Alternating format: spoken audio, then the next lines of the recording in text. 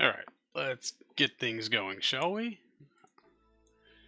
Alright. Ooh, my headphones are loud. We're just waiting for OBS to catch up here, I suppose. There we go. Alright, we're picking up right where we left off last week with our crew trying to perform rendezvous. Separation closest approach, yeah. But we have to do this maneuver node, so I guess we're just going to tell it to hit execute next node. Right, our two astronauts, Mandy and Julia, on orbit in our Mark II Zenith Blue for 2. I hope the engines are active. Let's take a quick save, shall we? Yeah, let's just do a quick check because their fuel bar isn't showing up. Yeah, shut down engine. So engine should be on. I would like to monitor our level of electric charge. It should be saying topped off thanks to our fuel cell. That's what we got. It's a fuel cell. That's what it's called. Yes. And we have a maneuver to put ourselves on intercept in 20 hours. So we'll just go ahead and hit execute next node there. Small maneuver, 16.8 meters per second. Yep, good enough. Oh, now, of course. Whatever. We'll get there. We'll let them sit and spin for a little while. Ooh, liquid hydrogen almost gone. That's interesting. Yeah, we're getting warnings about our... And ding, we need to come out of this time warp. So let's abort node execution for now. I still want you to face towards the node if at all possible. We need to get these solar panels out because, yeah, we ran out of liquid hydrogen for our fuel cell. So now we know the duration on that's about 14 hours. Oh, good. That's good. Excellent. As it may be. 86% producing 103 watts, so that's 309 or 312. No. 369, 10, 11, 12. Yeah, 312 watts total. Which does show a drain on our batteries. Is it enough to get us through the next 6 hours? Let's find out, shall we? Once avionics shuts down? Yeah, well now we're down to... Now we're dropping watts like crazy. No, I guess it wouldn't have increased our duration because it looks like we lost most of that liquid hydrogen to boil off, seeing as how much liquid oxygen we still have in reserve. Let's up our time warp, and I should probably make a note of that. Someone remind me. 3. Yeah, the battery's still staying relatively topped off. I'm gonna take that as a good thing. I was worried those solar panels wouldn't actually charge much of anything, but here we are. One more lap to go. But battery's still looking pretty good. That's excellent. We're just hauling around a lot of excess liquid oxygen for absolutely no reason whatsoever. Isn't that fantastic?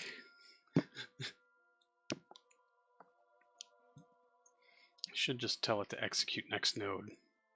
What's our burn time on this? 9 minutes for 300 meters per second. 17 meters per second is going to be pretty light. We should be able to walk through that in just a couple of seconds.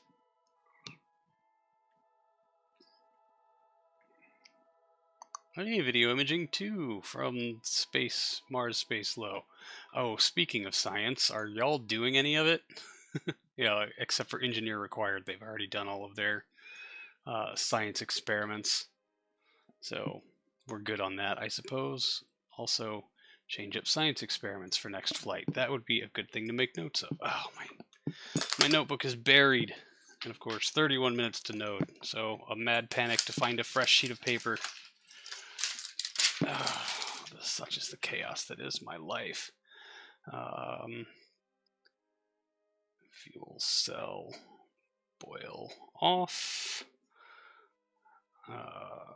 Science. Got it. Because we're going to have to do at least one more Gemini-esque flight to get the docking thing. Jeff, how's it going? Good to see you. Welcome.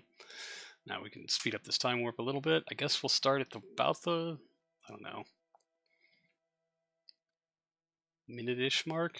12, 10, 9, 8, 7, 6, 5, 4, 3, 2. Bring it out of time warp, I suppose.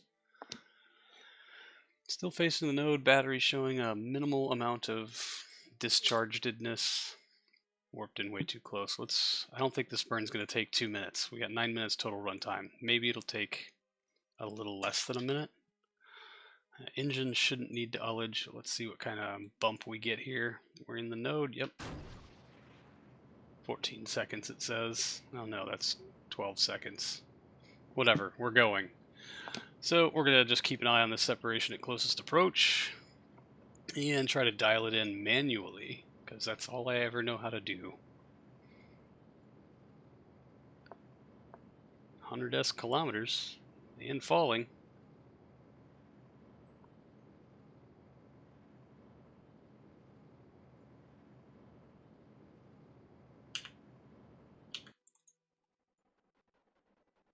Okay.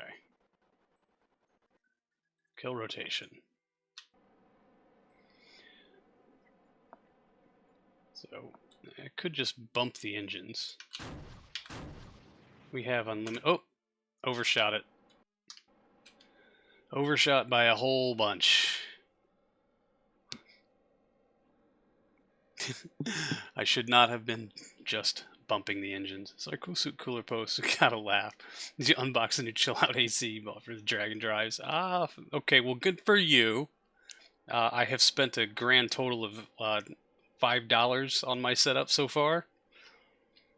That's not including the $18 I spent on the pump last season. But the cooler was $5 and all the hardware is liberated, we'll say. And from junk bins at work. So how about them apples? Alright, that's a... Nope, that makes it go up. Let's try the K key, or I key. That's making it go down. That's what we like to see. I'd like to dial that in. This cool stuff is like $5 grand. You see? You spent literally 1,000 times what I did. I'd say the chill out AC system, is that actually like a compressor and like a Freon unit? Or is that using thermal electric couplers, TECs?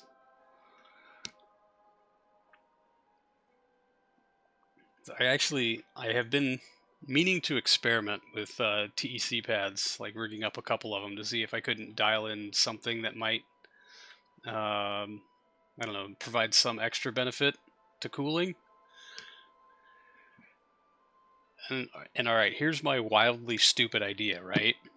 Because these TECs are massively inefficient, like just horribly. Like, I don't know, something I think the best ones I can get for super cheap are like 60%. Put warm water and electricity in, and cold water comes out. Fair enough. Good enough. It does what it's supposed to be doing. That's yeah. Alright, so here's my wildly stupid idea on using TECs to cool a driver suit, right? So, they're wildly inefficient, but they can passively generate electricity. You can get you can get an amperage from them if there's a very high temperature delta between each side of the pad.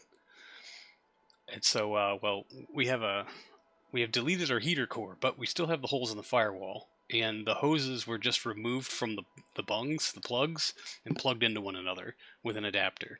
So I was like, all right, what if we run those back through the firewall and into a water block? And on this water block that I will make from something, we have like 4 or 5 TECs. So the hot side is on the water block plate, and the cold side is on ambient air temp, right? Wire them all up. So they're giving me a single, like 12-volt out. And that way, the temperature delta between the coolant, which, generally between 180 and 200 degrees, something like that, and outside air, which, when we're racing, will probably be somewhere between 85 and 90 degrees, plus however hot it gets in the cabin, right? So we'll just say 95 degrees.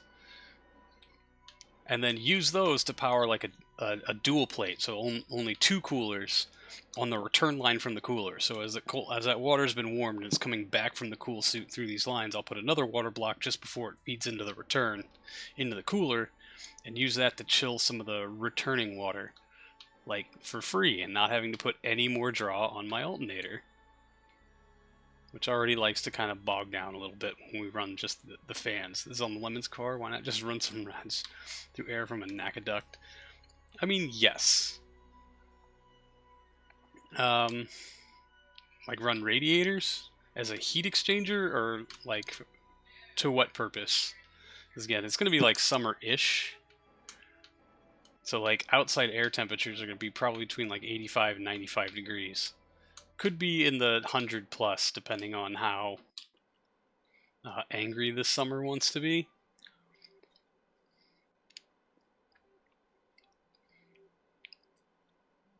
Cool the water before being dropped back in the tank. Yeah. Okay. Well, I'll say, yeah, I wonder, suit temperature internally would likely be warmer, so that would be good as the ice is reaching like the end of its usefulness. But in the beginning, we'd just be sinking more heat into the system. Mr. Mark, huzzah, good to see you. Need a bypass for the start. Right, yeah. And that sounds like complexity. Unlike my using multiple TECs first to generate electricity through massively unnecessary complexity, and then to use that electricity to cool something almost unnecessarily. Alright, hey, we've got our separation of closest approach dialed down to like 130 some odd meters.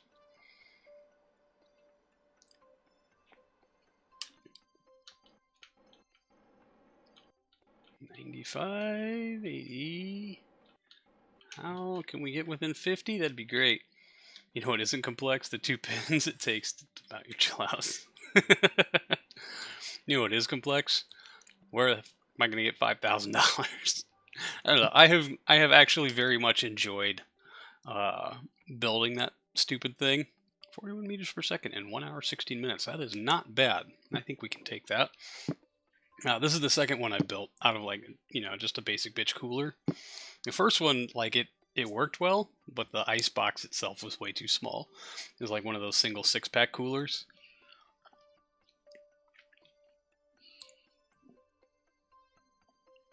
And this one is like 4 times the size.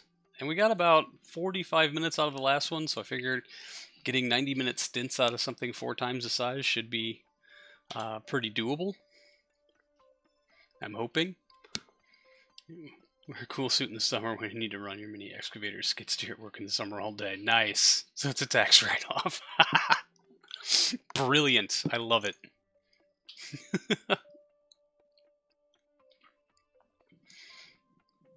Yeah, anyway, I'm probably not going to get to play around with the TECs before we have to start racing this year, but it's something on my, like, this would be a cool thing that I want to try to do at some point, someday, somehow. But I guess, yeah, if you're moving your cool suit thing around a lot from vehicle to vehicle, it's nice to have the simplicity of just being able to pick it up and go and have it not be a 40-pound cooler. No, ours is like 5 pounds, but full of water, it will be quite heavy. And so mounting brackets for it are currently being resolved. 20, 19, 18, 17, 16, 15, 14, 13, 12, 11, 10, 9, 8, 7, 6, 5. Let's get angled in. Let's just tell MechJeb to do this for us, so I don't need to bother. Ooh, we are on collision course. 15 meters. Okay. Let's see how well this goes. F5. Other than the benefit of the discrete units, your car breaks down 500 miles on the track. You have AC units off the battery while you wait for somebody to come get a trailer. Ah! Added benefit indeed.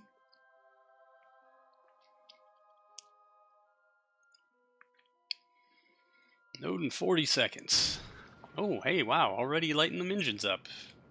Alright, cool beans. F4, there's our target. We're going to try to pull a rendezvous at night, because, hey, why not?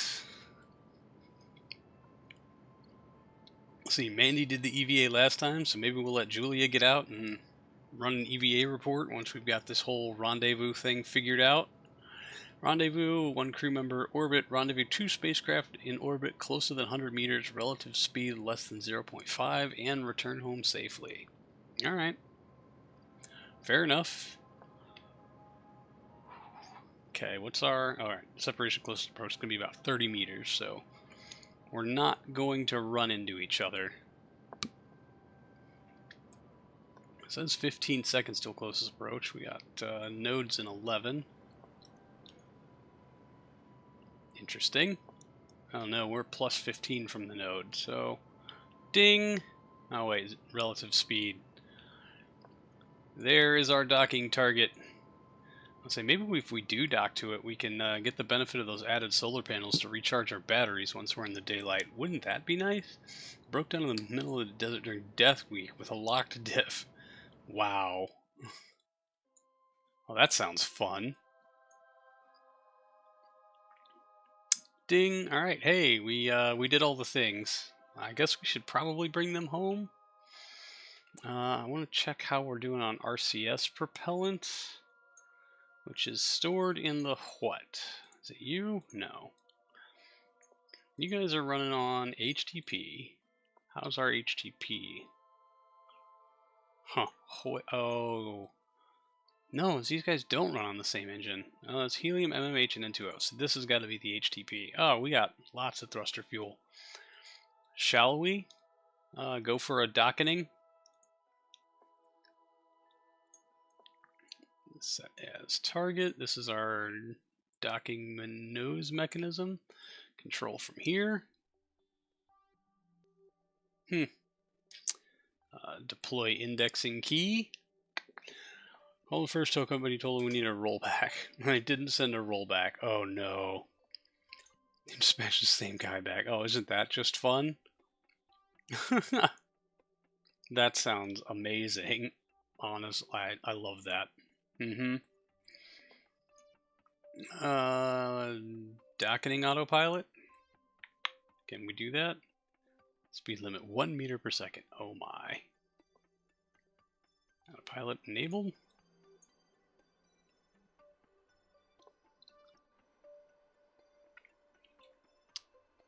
Holy crap, this thing is still operational.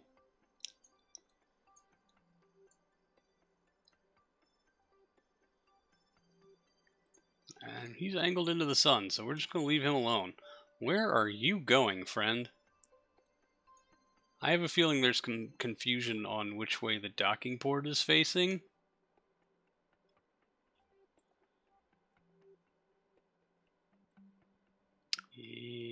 Nope, just orientation-wise. I don't quite understand what he thinks it's doing here.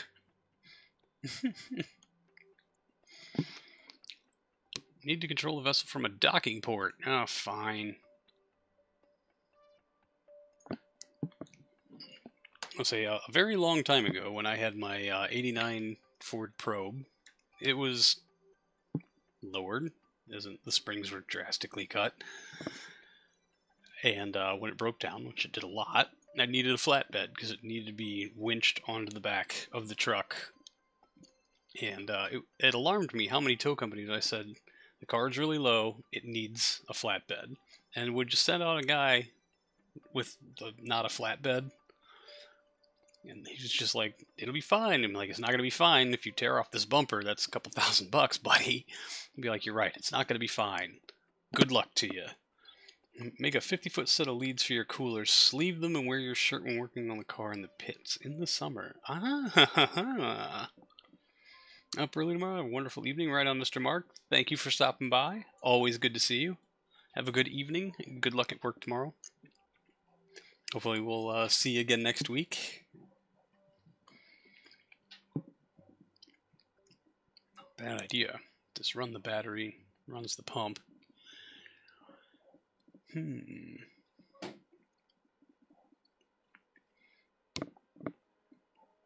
I'll say I have some quick disconnect leads from an old battery tender that I almost put on the cool suit system I built last year. Just like, I know this cooler's going to come out, and the way we're building it is such that if we want to do like normal track days, like HPDE instruction, we can take the cool suit cooler out and bolt in a passenger seat relatively easily.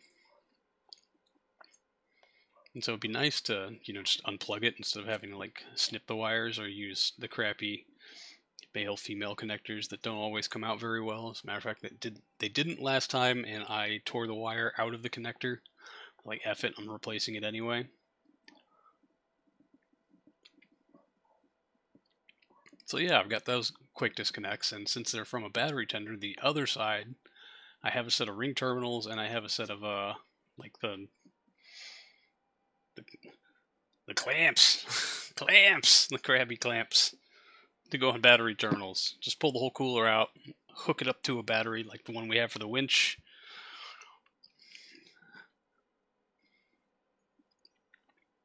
And then boom boom. QD everything. Quickly destroy. Quantity delete.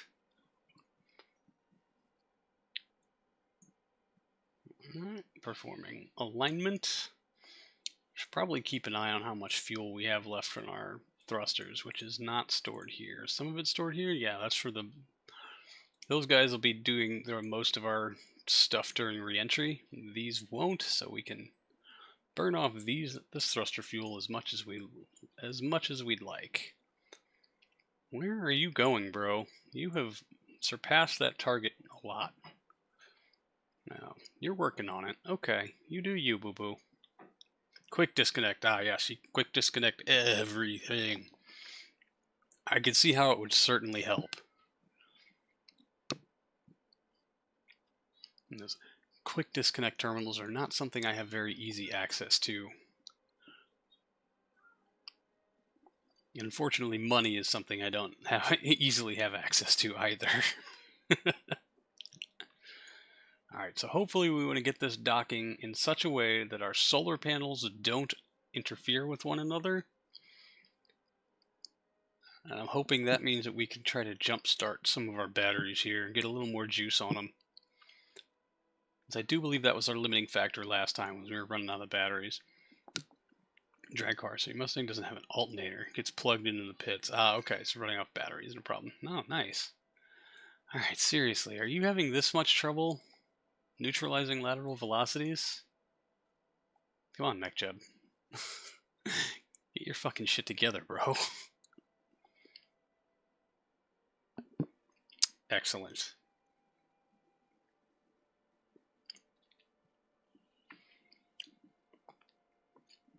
Wago lever nuts. Oh, yes. Actually, I do have access to those. It seemed, I don't know, I worry about them in endurance car conditions. The rattling and the shaking and the banging around. We've had more than a few of those pop out. Like 10 cents each, right? I use them for quick wiring stuff when I'm prototyping hardware and I just want to quick wire it all together, see if I can get things to interact.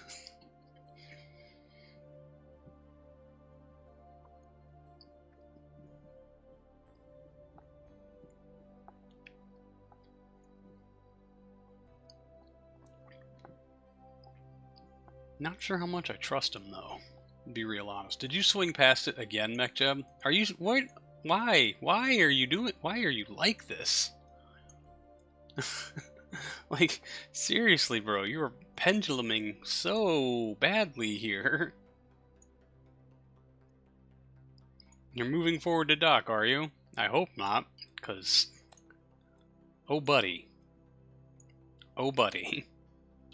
No, I don't have any thruster control, so I can't tell you to back it the hell up.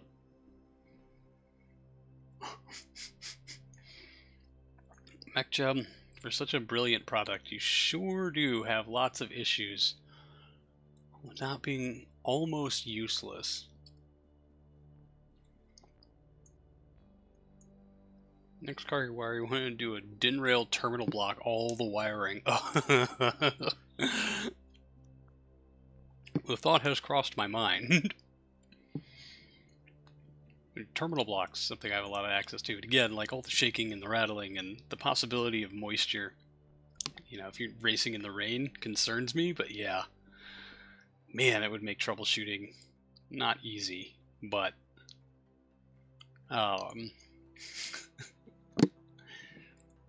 It might also be super frustrating because now you've added another element of failure, and nothing is as frustrating when a terminal block has a bad contactor. You're gonna swing past it again, MechJeb. Why? Why are you doing this? Yeah. Oh, that's where I'm supposed to be. Wait, stop. Go back. Yeah. You dummy.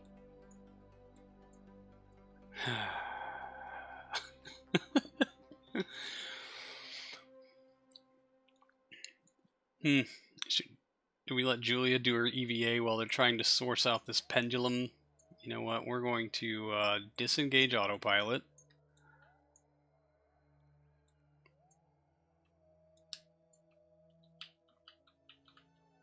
Why don't I have thruster control? Oh, RCS has been disabled.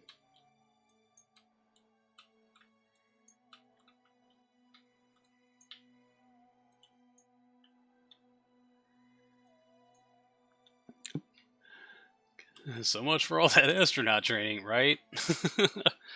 Like, you really just couldn't figure out how to not pendulum this so badly? Kill rotation. Now that we're really off axis here.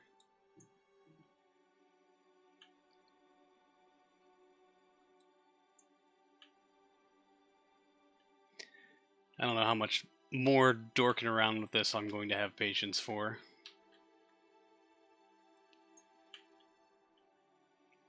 We'll give it a whirl, eh? Yeah, let's give it a couple of bumps of forward. Bump, bump, bump, bump.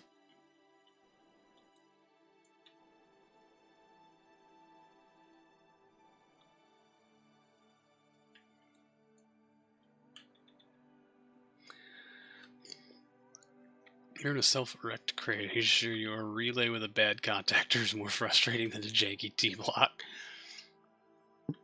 Fair. Having experienced both, yes.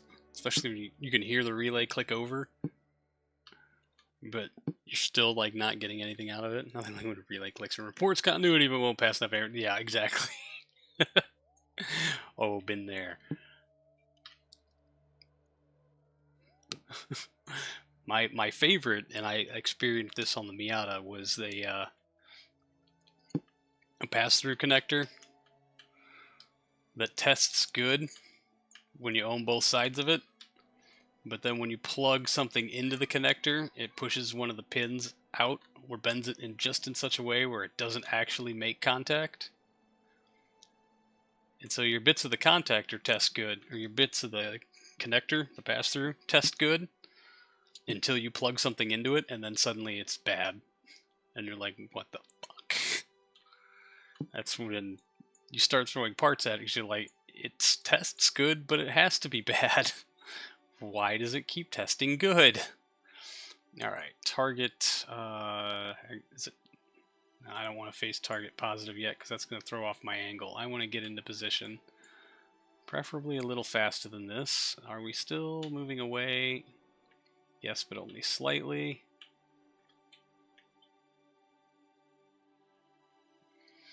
I mean, we're here now. Time to do the docketing. Troubleshooting a couple of relays your boat while watching a sim racing guy. It took 2 hours to realize his paddle shifters made the same click as the relays. Oh no.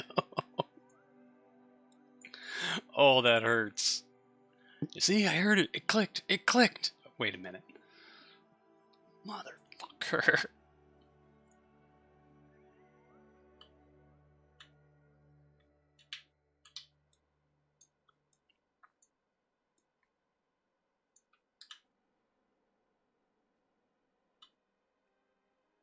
Alright, bring it back around. Let's adjust this angle. We are on approach.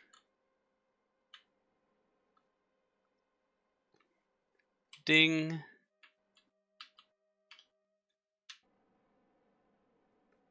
Alright. Let's go.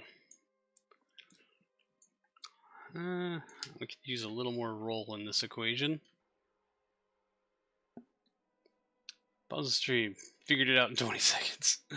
2 hours of pain. Oh man. That sucks. Alright, let's have a looky at our alignment. Looks pretty good. Let's actually switch over to this vessel and set as target, target, target positive. Oh, you probably don't have any more RCS propellant, do you? Okie doke. I cannot believe that thing still works, to be honest with you. It's been up here for quite a while.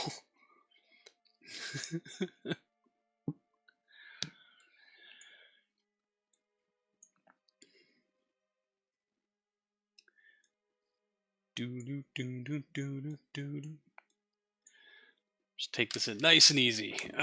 Time to kick back, relax, and just let docketings happen.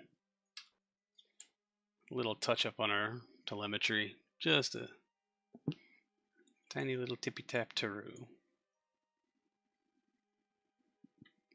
I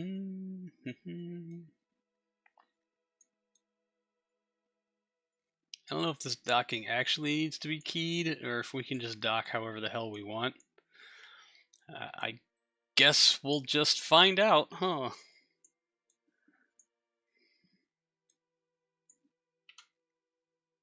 Oh yeah, that is the view that gets it done.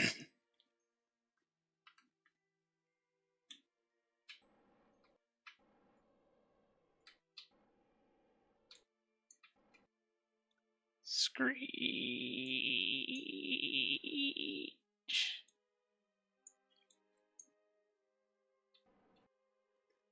Okay, well I guess docking does need to be keyed.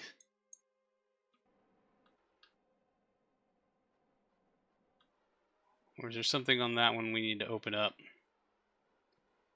It's only keyed if you deploy the key. Well, that was stupid. Retract indexing key.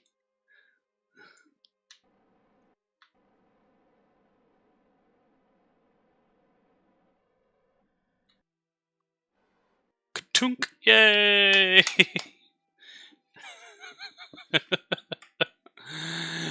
We did it, and we're blocking all the solar panels. Yay! Docking autopilot, thank you for your service. Cross feed is enabled.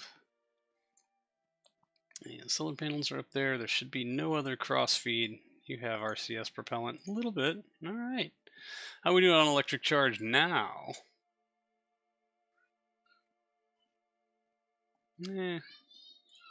Advanced. Sun. Up. Execute.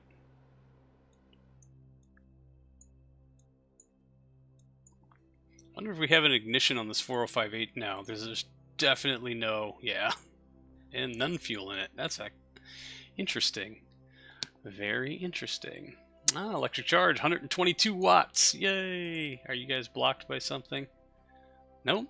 Exposure, 100%. Look at that. Alright, Julie Myers, time for your EVA. Do not let go. EVA report. Waiting, EVA report. Nope, we've already got this one. It's a biome we've already got. Okay, fine. Surface sample. Yes, it's fine. Get back in. Okay, F5. Let's start plotting our return. I guess we'll leave this docking probe up because it still works. There's no reason to drag it home with us. Deorbit now puts us in Africa. We should probably start our burn here-ish.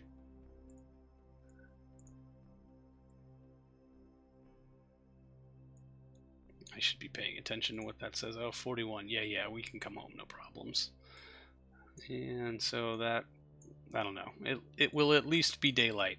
It will not be the middle of the Atlantic. It'll probably be like over here, so we can probably flex that out a little bit to compensate for Earth's rotation, which won't be that much, but we'll put it here. No, that's not where I wanted to put it. I wanted to put it like right off the west coast, there-ish, so that we know that we're going to hit water or something like that. All right, yay! We did a docking for no real reason other than we could.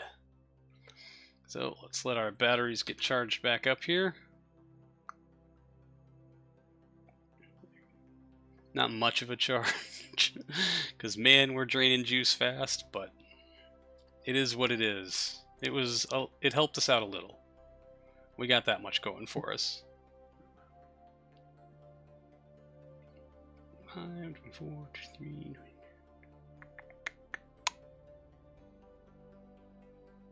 Alright, 10 minutes out. Let's separate the spacecraft, take a quick save. On dock.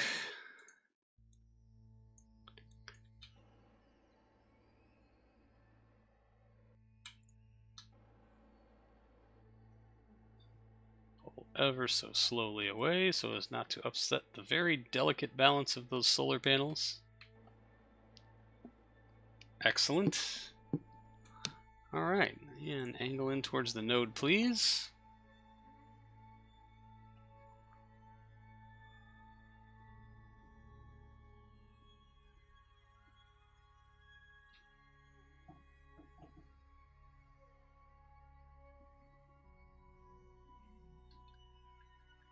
What did I set our periapsis to be? 75. That sounds about right.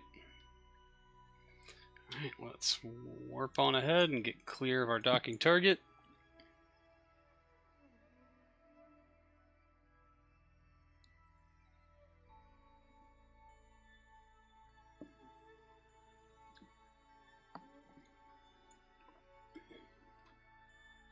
Five, 4, 3, 2. There we go. Execute next node, please. Let MechJeb do the math on how long that's supposed to take, because I don't feel like it.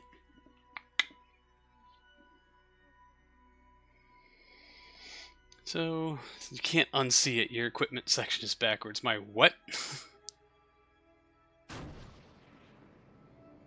Well, rotated 180 degrees. Oh, this part here? Yeah, sure enough. Or 90 degrees, like that stripe should probably line up with that stripe. Well, fine. Even worse. Yeah, let me write that down.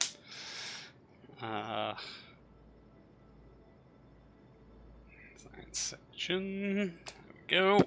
Alright, I've made a note of it.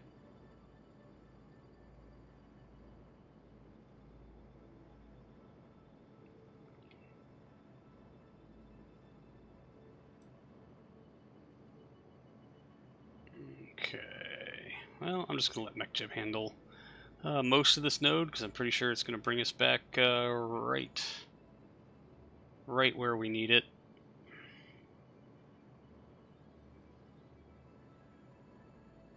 Give or take.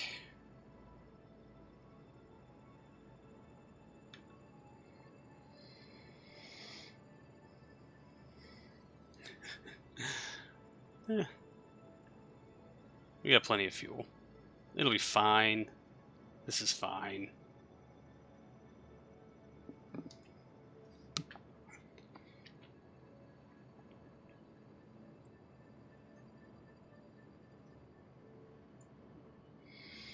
And the nose cone is 100 degrees out too. It only matters for docking. Your horizon tracker might get lost though. Fair. Alright. Nose cone. Write that down too. Nose cone. I think generally we only are required to fly this one more time. So we'll make the corrections on the one that hopefully is still being built.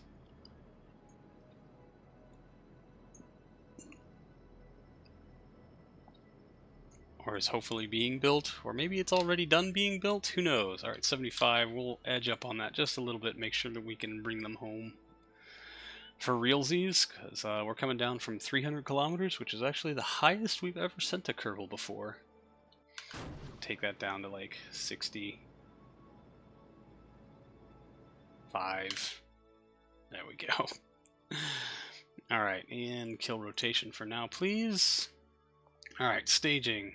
Service module, drogue chute, main chute.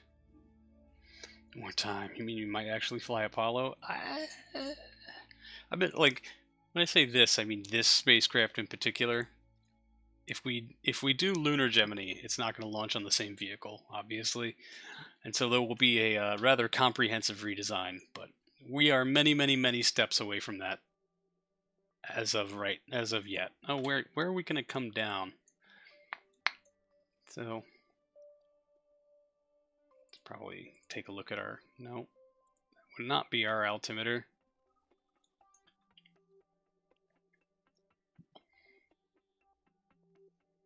98765. Good, we got daylight. Let's roll this way. Get our butt down.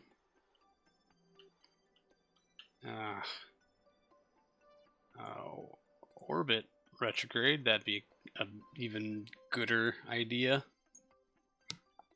Yeah. Let's orientate ourselves against the direction of travel.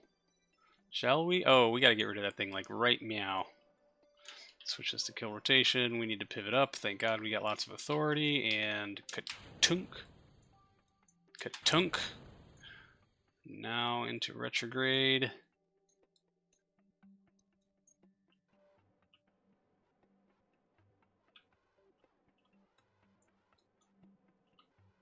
That did not jettison with the authority I had really anticipated that it would. And yeah, of course, no horizontal controls. We'll just hope that that thing is out of the way enough. Out of the way-ish. It should start tumbling sideways soon, maybe? Eek. Nope, that way. That's the way in which you want to roll. There we go. Let's arm parachute. Arm parachute. Let's do some fizz warping. Let's get them home as quick as we can. I think we got like 18 days until our Venus missions arrive, so I hope y'all are excited about spending 4.5 hours on watching something descend into Venus's lovely atmosphere, because that's what we're doing today. Maybe we can do some design work also, but definitely need to get our Venus lander thing done. That contract hinges on the survival. The success of that contract hinges the survival of the space agency. Hey, remembered to pack the drogue chute this time. Yay, we did. I mean I. I'm going to take credit for this one. I remembered something for a change. I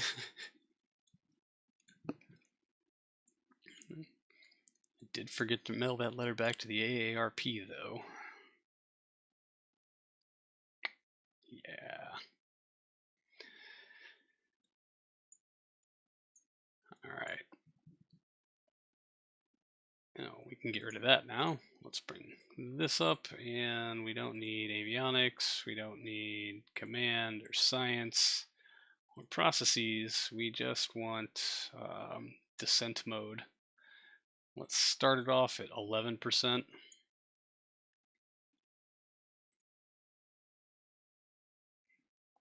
And as we get into the thick of things and G loading starts to really build, we will kick it up some.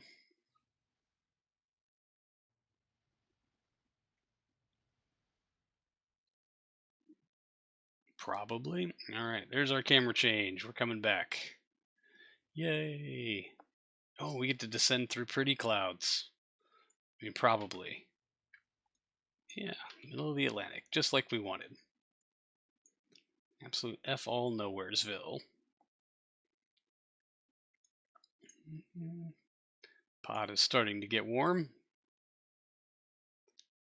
That's interesting enough. Let's lock you open. Let's bring this up so we can monitor our ablator ablating. Back into fizz warping. Quick save dummy, damn it. Quick save, quick saved. I hope you didn't just kill our two most favorite astronauts who wouldn't play games. Twitch encoding or those clouds drawn with crayon? Column A and column B. Yeah, they don't look great on this end either. I'm pretty sure I did the install wrong. So yes, they look goofy on this side too.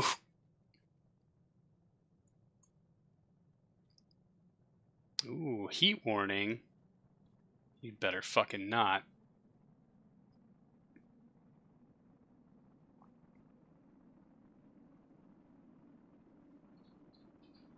One G. Oh, heat warning is gone. Oh, we are bouncing back and forth. That is interesting. Alright, 2 Gs. Let's up our offset.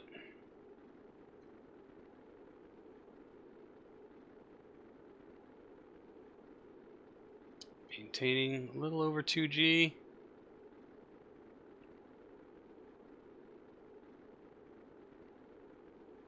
Two and a half.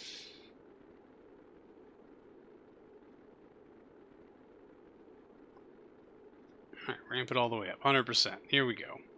3 Gs, heat warning. Blader's holding on.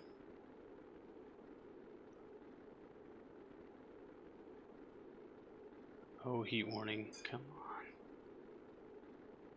Oh, we have rolled off axis. I have no RCS. I don't want them pivoting deeper into the atmosphere yet, so we're going to drop that offset to 0. Just let them get a little shorter. Crikey, did we really? Yeah, we ran out of MMH in N2O. Why do we have an excess of nitrogen? Oh, I guess that must be atmospheric controls? Well, shit. Alright, nobody seems to mind the G load. 7 Gs. Should be dissipating soon. Heat warning is gone, so we're in a good shape here. At least we are in decent shape. They are uncomfortable, no doubt. There's the heat load backing off. We'll switch descent mode off. We can pack you guys up.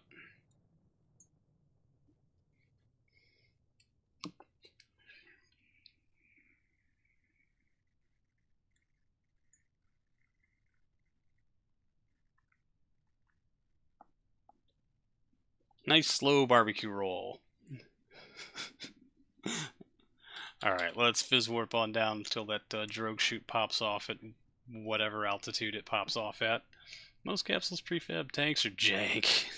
The default config likely wasn't updated with pressure and changes. Oh, okay.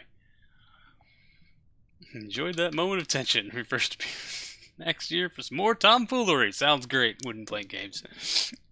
I appreciate the heart palpitations that you have given me. It is a thing. All right, we'll get this ready for decoupling. way to announce your presence there.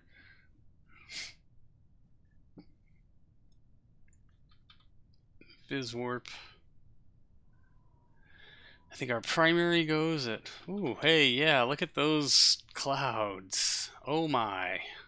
That is some kind of rendering, I'm sure of it. They've kind of fill in and then... These look a lot better. I don't know. Maybe they look better because we're not that close to them. Those... Oh man, that is terribad.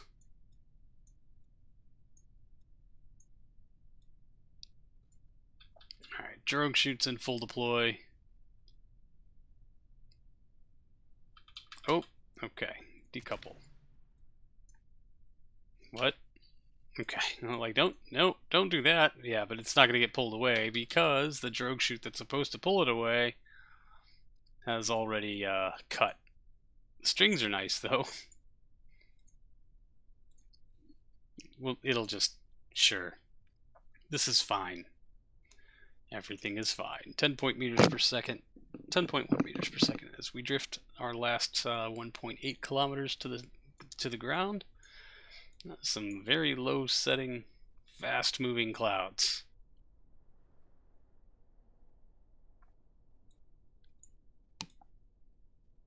Interesting.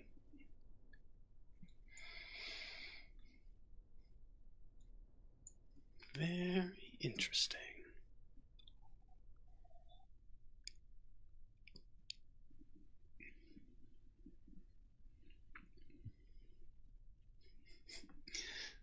I'm legit kind of excited to do Venus stuff, so I want to get this mission on the way. I've got these changes that we have to make for the next flight, and then Venus stuff. Right?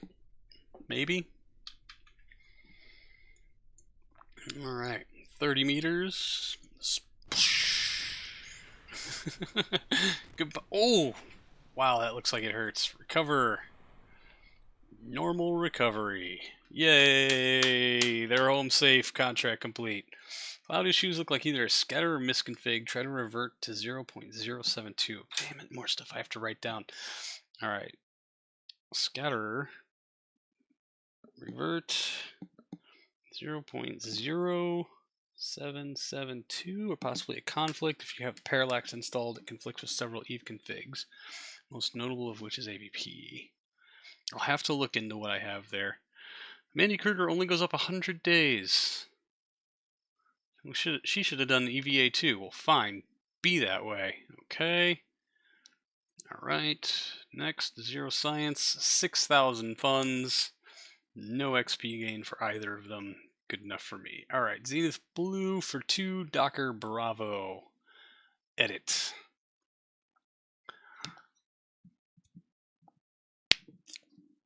Let's go make some changes here. Notably, our fuel cell, liquid hydrogen, probably needs some layering if it doesn't have it already. Or it needs to have its size increased rather dramatically. So let's just scooch this down a little bit. While we're doing things, lock to 90, rotate, click, there we go. Do you have something that I should recognize as...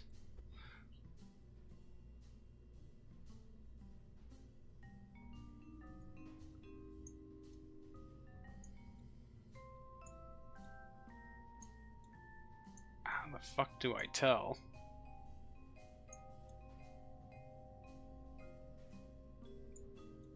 Which side has the port, top or the bottom?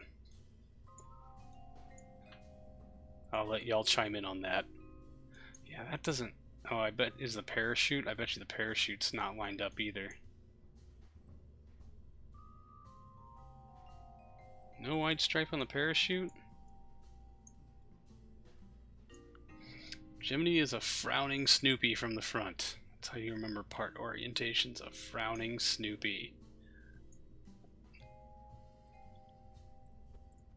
Now this can pop off for right now.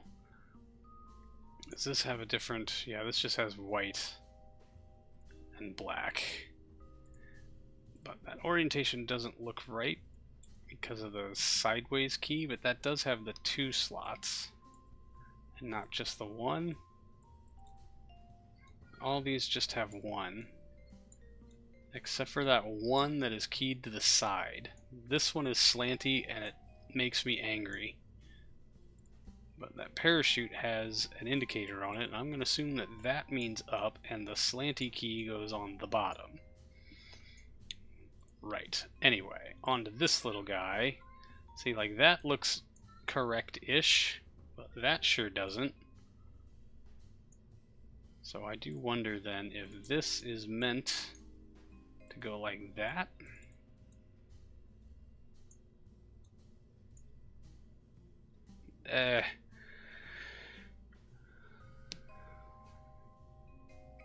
Pull the LES off. Alright, let's scooch you up a little further and give our camera some room to work.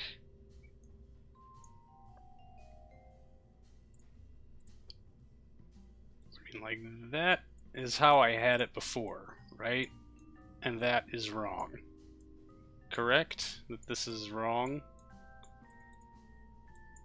I mean, it looks like there should be another thingy there to make that all line up, unless I'm missing a part.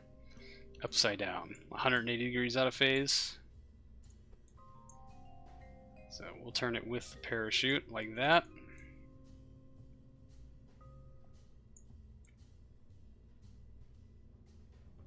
I guess we're not all that concerned with the parachute, are we? And this just has two themes, white and black. Yeah, style, late. Which had early. You know what? We'll make this one late, but not white. There we go. Alright, now let's plop the LES back down and get it orientated correctly.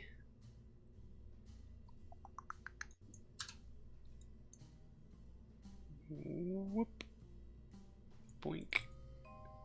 Because it is certainly not. I had intended the flat side to be up.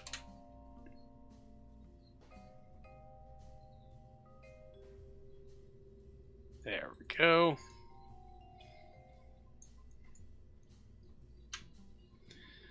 Alright, now then. Science in the pod also. Configure crew science. So, orbital maneuvering, that one's done. Visual acuity, I feel like that one's done too. Power tool, that one takes an engineer. Simple organism egg growth, we just knocked that one out. Synergistic effect of zero gravity and radiation on white blood cells can be formed by anyone and takes 4 days. Definitely don't feel like we got that one done. Star occultation navigation takes 2 days. Power tool evaluation. How do I check to see which of these I've done already? It's in this menu, right? Okay, filter by current vessel. Power tool evaluation not completed. Star occultation has been completed. Synergistic effect, nope. Telemetry analysis, yes. Power tool evaluation, simple organisms. Yep, space low. Can't run it twice. In-flight sleep analysis. Definitely haven't done that one. Okay. Man, a bunch of 6-dayers. So 2 days. We don't have an engineer to fly, so there's no point in carrying that one around. Food evaluation takes 1 hour. Power tools take an engineer. Sounds like your labor doesn't work. In-flight work tolerance.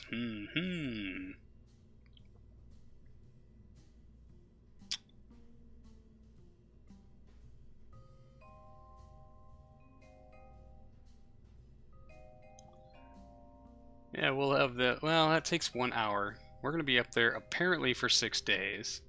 Simple navigation. I feel like we did that one. No, we have not done that one. 1 day. Zodiacal light photography takes a day. Man, there's a lot of things we could do.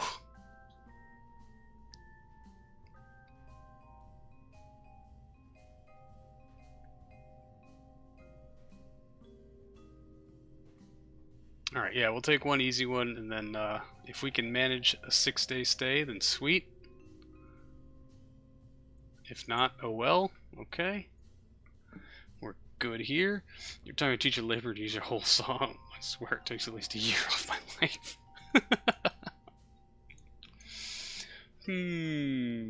Alright, that should be... No, that's LH2. That's LH2. And that's liquid oxygen. Why the fuck did I do that? That makes no damn sense.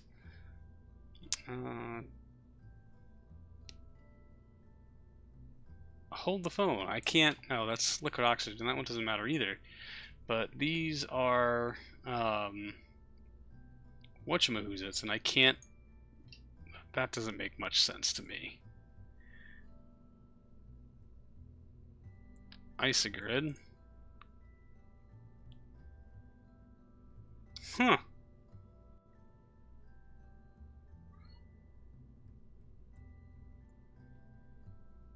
I thought for sure I could put MLI on this stuff. And I know I have MLI unlocked. I mean... That's very interesting. Hold the phone here. Conventional structure? What the fuck happened to my MLI stuff? Why is it not showing up for anything?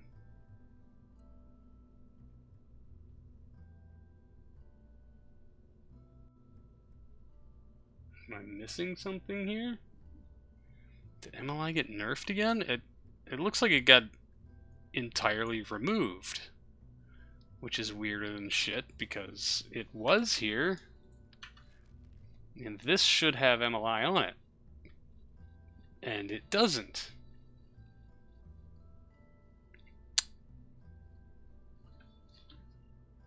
What the actual fuck? My MLI is just gone. So I know that's the reason this is a separate tank, is because it was insulated for, you know, you'd go in your parking orbit, you'd sit for a while. Yeah, like I put it on this thing here. Alright. This makes me a little upset. I think we can get our 6 days as we are, but we're going to, nope, not do that. Definitely not do that. We're going to put this back together and save our changes, because we don't want to lose all of the everything we just did.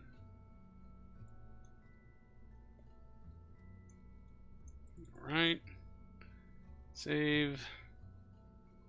Save edits, and we're just going to MLY. Womp womp. I know, I'm real mad.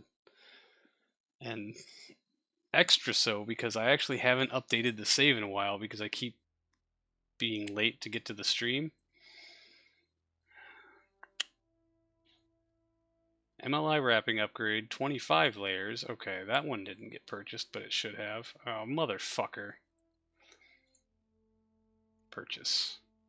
If I get the 25, do I get the... Let's try that again. Huh. Wonder if there was an ID change or something. Actually up here, so that should get me to what, 75 layer, 50 layers. After credit, $0 spent. I'll do it. All right, leave facility. Now then, back to where we were. Edit. All right, well, problem solved. This is I don't know. I have moved this save over to a different computer to do builds and stuff multiple times. And on that save, I know I have MLI layers. Honestly, I wish I had the patience to build a mod list. It's been meaning to try RO, but every time I just create a game crash itis. Oh no. I will say that the Express install works really well and is generally very stable and is 100% worth it. If you just want like 3 clicks and then you're done, the Express install makes it super duper easy and very, very worth it. Yeah, I'm just gonna unbolt this and then bolt it back on. That's the easiest solution here. Yep. And originally this install was just the Express install, and that was it. And it worked. It worked pretty well. Alright. There's our MLI layers. Hopefully we'll just go ahead and wrap the... Oh, that one's LH2, so I accidentally wrapped the oxygen. Whatever, we're here now. And honestly, we're going to wrap this tank also because we can. And then we're going to put it all back together now that we've added our insulation where we need it, and hopefully that will cure a lot of our stuff. That's just oxygen, and that's water. Half full because that's what we needed it to be. Right? Food perpetual.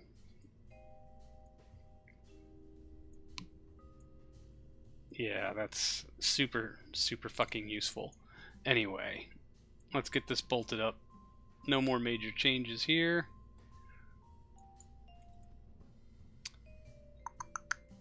Save and save edits. Yay! This is mostly the Express. This is the Express install, just with a couple of visual mods tacked on top that honestly aren't working very well. So I will probably go back, but it's still pretty stable. Still working. Things are still going pretty well, I'd have to say. How much money are we bleeding? Oh, hey, we're not bleeding money anymore. That's awesome. Mission control, first docking. That's capstone. That's optional. Yeah, first docking, capstone. Let's take it because we're already way behind on that program. Let's make sure LC 101A. Yeah, we got to get them to full staffing. What are we building at the 350? Oh, this was to rush the Venus stuff, wasn't it? Yeah, nothing being built here, so all of these engineers can get pulled. 101A, let's get you guys rolling. 425 engineers idle, making money. Who are you and what have you done with the CCSA? How about now? Now we're not making any money. You see, it just took some work reassignment, but here we are.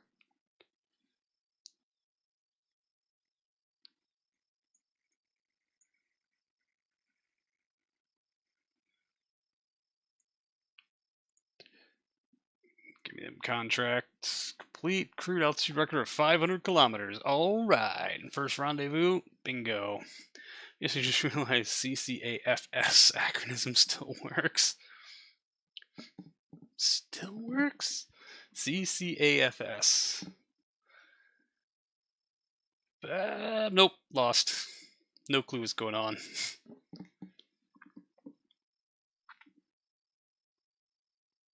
Alright. Warp to complete. Goodbye, money. 0502, it is 21 April. We got 14 days. We'll just manually warp. 13, 12, 11, 10, 9, 8, 7, 6, 5, 4, 3, 2 days. We'll go ahead and jump to ship 3 May 1969. Yay! And the Zenith Blue, the second round will be done 6/22. That's 49 days. Let's see when our crew comes back online. Astronauts will be inactive until 13 July and 29 August. Damn it. That's June. So we're going to have to wait until August. But they got to get retrained anyway. Training. Can I train them while they're on leave? Wouldn't that be a dick move? Cape Canaveral Air Force Station. Oh, yeah. Cape Canaveral Air Force Station. Cosmonaut Crass Air Force Station. Nice. I like that. I am ecstatic. No, Kerbal alarm clock can stay up. There's the button. I'm so dumb. All right. Actually, before we do this, let's take a hard save. Save game. Save. And jump to ship. Our lander will be there in 10 days.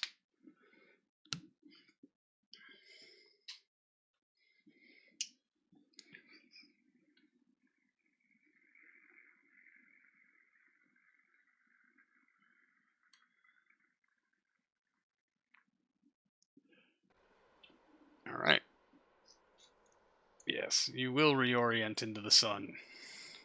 God help you if you don't. Messages, you can go away. Let's monitor our electric charge.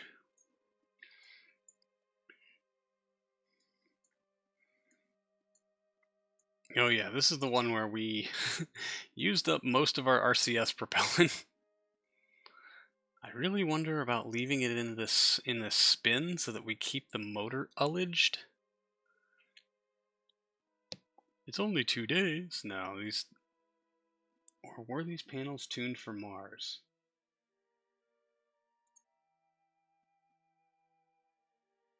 It 40%, give or take, we went positive.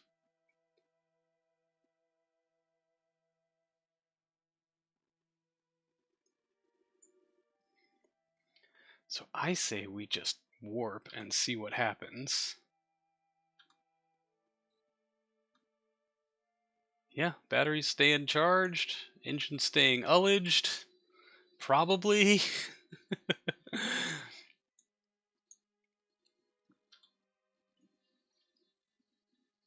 Yeah, we're just going to leave it alone. I'm actually going to disarm the RCS. Oh, wait, can't. Oh, Let's not completely come out of time warp. Let's turn this off for the time being. Hey, we are at Venus. Allegedly. Why is your satellite spinning wildly? We don't have a whole lot of RCS propellant, and we want to make sure that the engine stays ullaged, which currently it is not. That is excellent. There's Venus. How is our approach looking? Oh yeah, we don't need to make any adjustments at all. We just need to hit the node and get into orbit, which the node is wrong.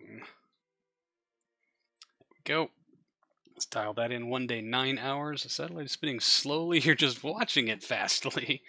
Yeah, we probably need to spin this up even more, but we don't have a lot of propellant available to us for which to ullage. So yeah, these tanks are completely out of helium, so there's nothing on the bottom. And these tanks have been feeding the bottoms, but not a whole lot of helium there, and not a whole lot of authority in those thrusters either. Very unstable. And so we have to kind of weigh our options between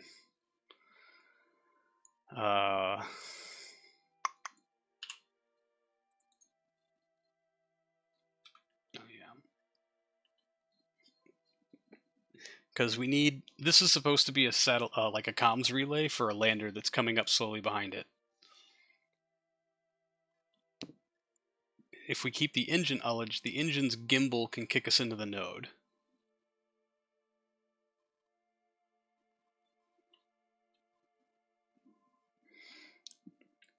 If it kicks us into the node, it can correct and we can burn along the node, and then hopefully we'll have enough RCS propellant to get our solar panels back into the sun.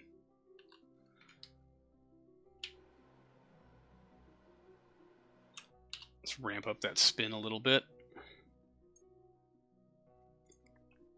Which engine is that on the satellite? This is the Gamma 2.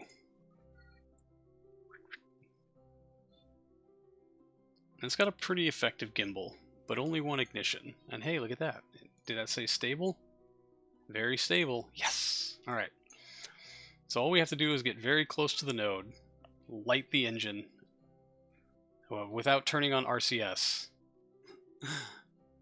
We'll tell it to point at the node and just burn for broke. That's all it needs to do. And we are generating enough power to run both of our experiments, I hope. Yep, that one's running. Oh, I don't know if we are. Let's kick those, let's turn these off for the time being. Really need to try the Gamma. The Gamma 2 is honestly one of my favorite early game engines, and it does come in really useful for early interplanetary stuff because of storable propellants.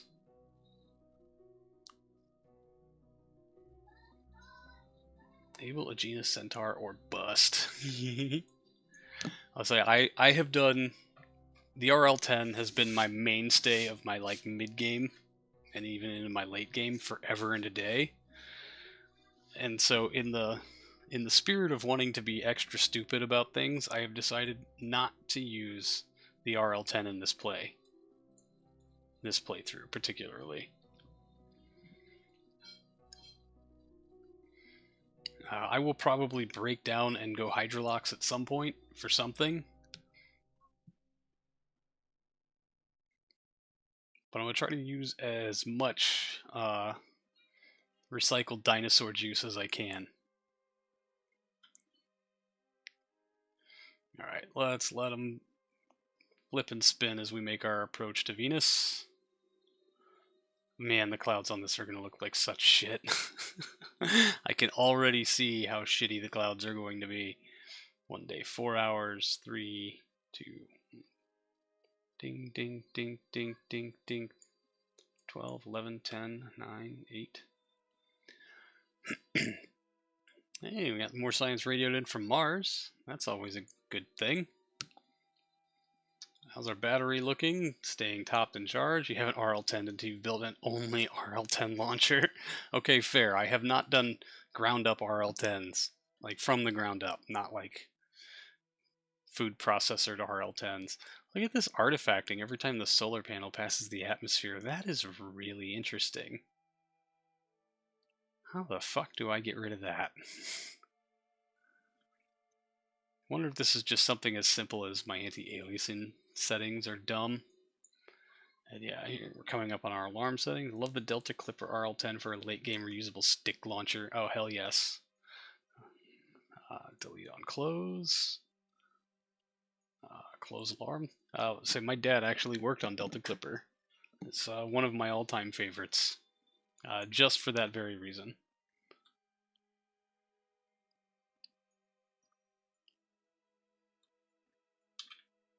I'm gonna warp right the fuck past my node. And why is our engine not ullaged anymore? You fuck. You were doing just fine. Ah, hey, look at that. As soon as we come out of time warp, it goes back up. All right, we'll take it. So yeah, we go into time warp. It gets unstable.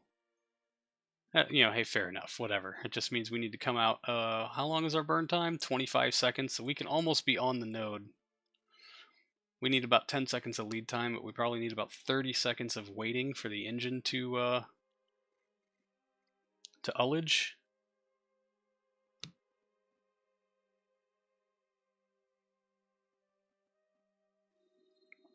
So here we go. Now, hey, the artifacting when our solar panels pass the atmosphere of Venus has...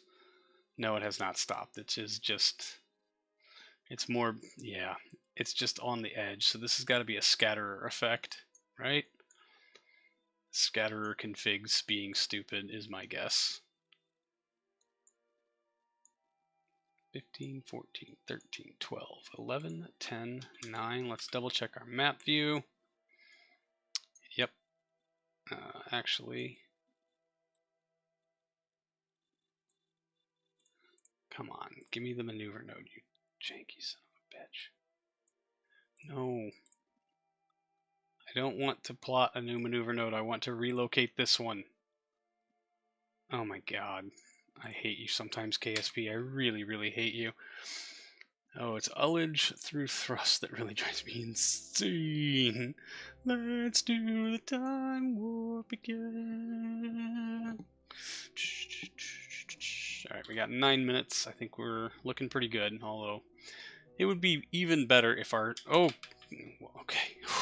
The camera change around Venus scared the shit out of me. I'm like, did I time warp way too much? No, we still have 8 minutes.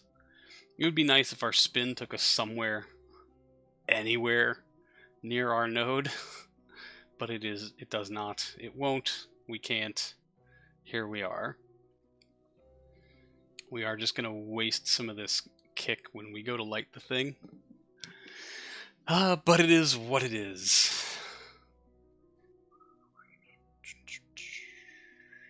Three minutes.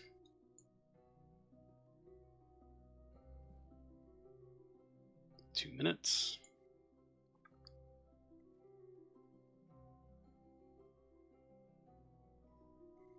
1 minute 30.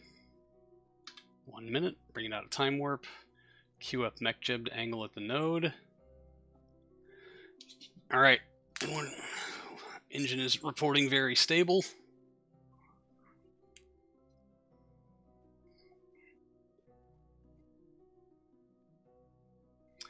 At the 10-second mark, or our next pass... Well, we're not even going to look at retrograde, are we? Yay. Alright, the 10-second mark, we're just going to give it a go. Here would be good, because it's a direct axis change. You know what? Fuck it. 7, 6, 5, 4, 3, 2, 1... Ignition. You motherfucker.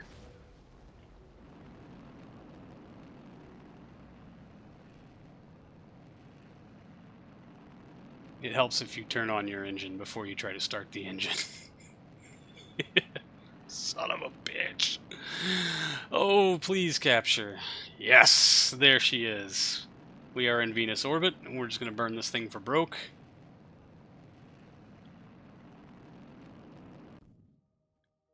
And And that's it. That's all she wrote. Throttle back to 0. Let's check where we are. Nah, not bad. We made it. And yay, we are offset from our other orbiter. So this will probably have coverage to the ground from like here to here. Whereas this one will have coverage to the ground from like here to here. And on opposite sides of Venus, one of them should be able to relay signal without too much issue. I will take it. All right, let's get this thing set up. There's no helium on the bottom part for which to move over, so let's just go ahead and stage off the capture stage. Pow! Nice quick kick in the pants. Drop this a little bit more. All right, advanced, sun up, execute, and RCS to arm. RCS to disarm. You're not going to waste a bunch of propellant trying to mitigate this roll until you're facing closer to the correct direction. We do not have fuel to play around. Not today. I'm just going to go ahead and let you spin. Batteries are charged, so let's boot up our brand new spangly science experiments. Anything on board here we can start? Nope, didn't think so.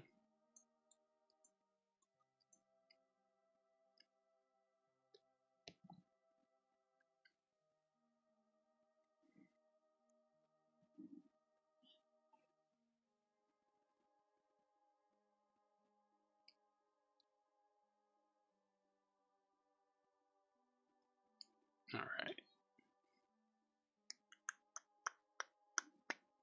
And this is a good place to start.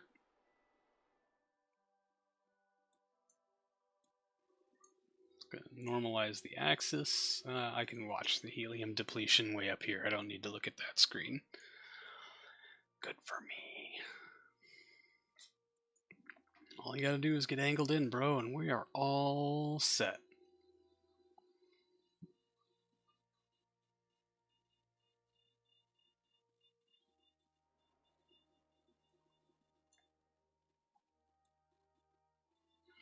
Everybody doing okay? Getting it figured out? Little just itty bitty tippy taps on the thrusteroonies. Okay, I'll take it. Boom, boom, boom, boom, boom. I'm waiting for you guys to figure out this little micro bursting thing. But it looks like we're pretty solid. Quick saving. Yes. All right, step 1, complete. Let's go check. 8 days until our new Venus lander shows up. I guess we'll just go ahead and jump to ship. This little guy should have more than enough of everything that he needs to do what he has to do. And I am very excited about doing this Venus lander mission because excitement. All right, Venus landing and Venus orbital science probe. Apparently, it's not a new vessel. Whatever. I'm hoping we're gonna knock both of those contracts out with our lander here. Because then we can close down that program and take up something that will give us more money.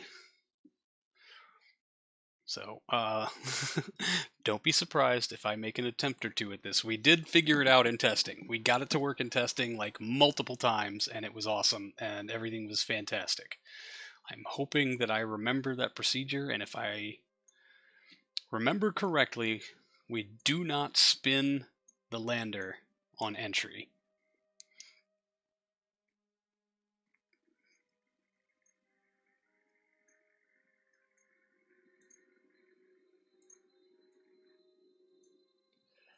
Oh, sweet baby, you got Aerozine thrusters. Say what?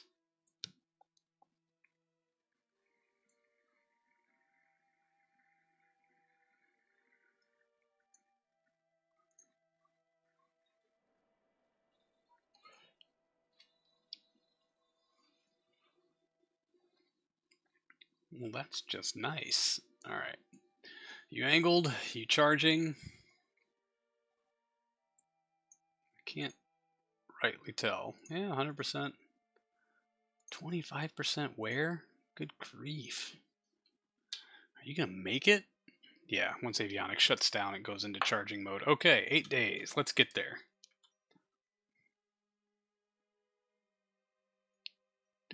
7, 6, 5, 4, 3, 2, 1.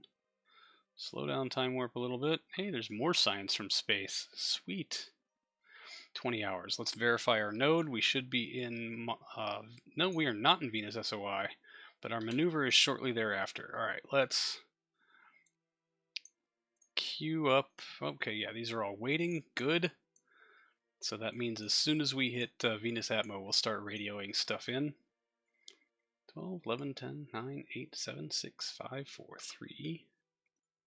31.5 meters per second is no joke for these dinky little thrusters, so I imagine we're going to start in on it a little early.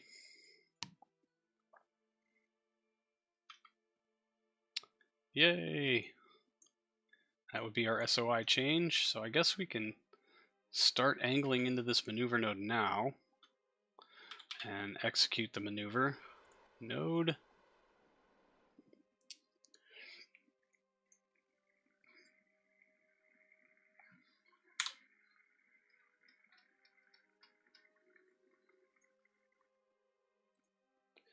Let's focus view Venus here. Oh, I am very nervous.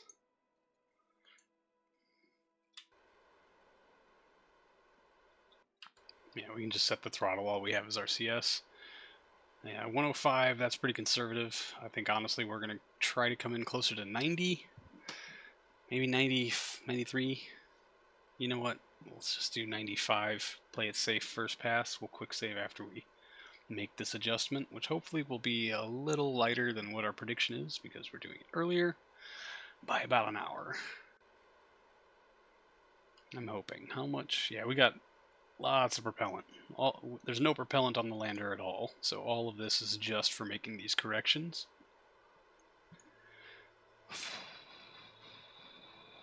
I really want this dumb thing to work. I really, really, really want this stupid fucking thing to work.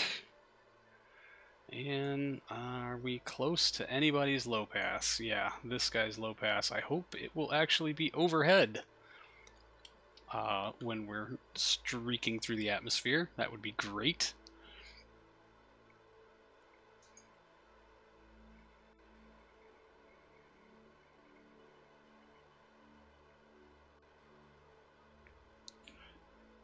We're still about a day away, so it's going to be hard to tell.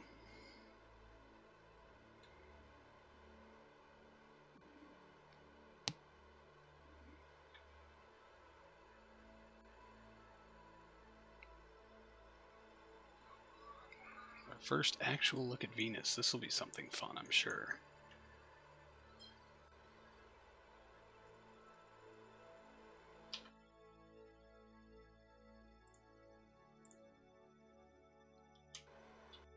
Ooh. Too much. Too much, too much. There we go. 95. Alright, now we have to angle back into the sun, so we're going to ruin that. We will readjust as we get a little closer. Wow, that took a lot more propellant than I thought it would. Interesting. Very small adjustment. There we go. Periapsis has sunk to 62 kilometers.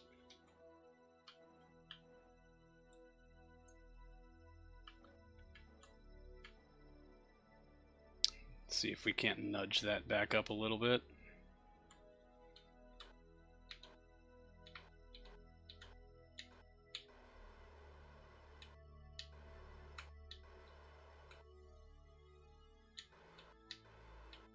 There we go. 95. Quick saving.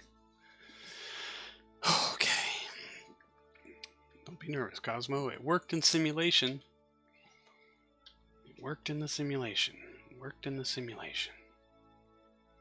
One day. Let's keep tabs on our orbital stuff.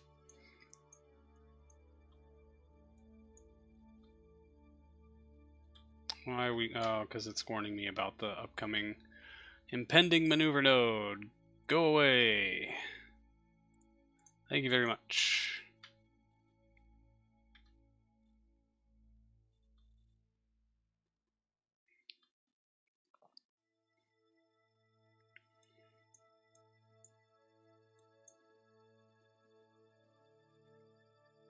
All right, 1 day, 17 hours. Man, smart me would have taken note of the orbital period of our inevitable comm relay satellite, so I can have figured out, because I think our descent is like 4 hours or something like that.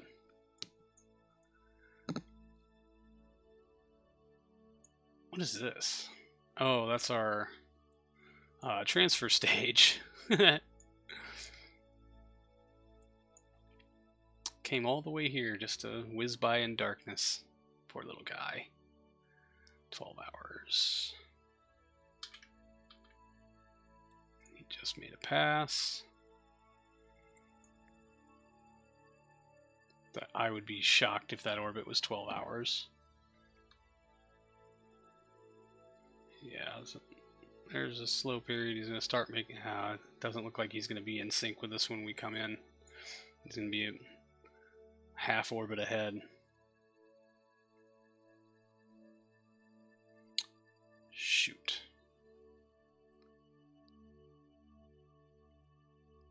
Yeah, very, very, very forking out of phase. I don't think we've got the range to reach this guy, especially from the surface. But you never know. That guy will probably make an appearance about halfway through our descent, but our alignment and our timing with our satellites is not fantastic.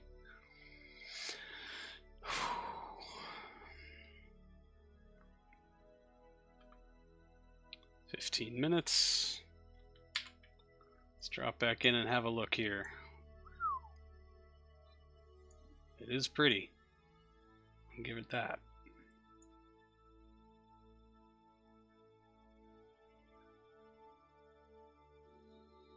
$10 minutes.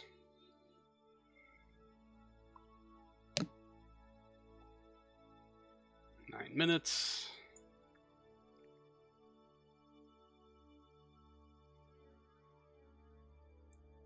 Man, it really looks like we're just going to go careening through it, doesn't it? All right, orbit retrograde, please. We need time to stabilize on retrograde and hope that the ejection doesn't go wildly stupid.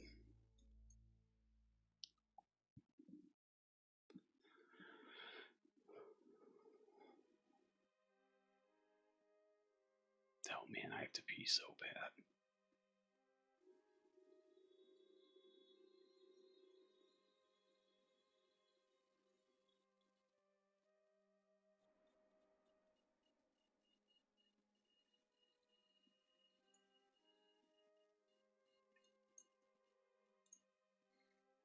And your communication, yeah, we've got a 46.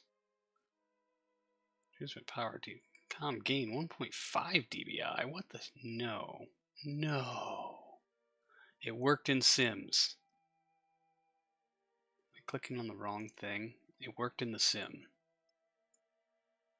How did that work in the sim? Or is that the natural gain of the antenna plus the 46 dBi that I put into it? Because I don't remember.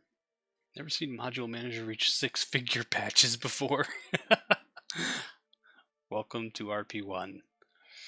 Alright, what's our time? 6 minutes. Yeah. 80-something thousand kilometers. We're about a 200,000 mark, then it's time to go. Aditya, S Mark 8. Oh, I know I butchered that. I'm really sorry, but thank you so much for the follow. Alright. Okay, so we'll set this to kill rotation. No, I want to go the other way. I also want to introduce a little angle. But of course I have done it all wrong. I just want to put a little angle into the lander. Alright, kill that rotation. Alright, ready? This is how we will eject. I should probably just do it now to make sure that that thing is going to be clear. No, I can move it out of the way, can't I? Alright. Dude, just do it. 3, 2, 1. Katunk, switch vessels. Alright, clean separation.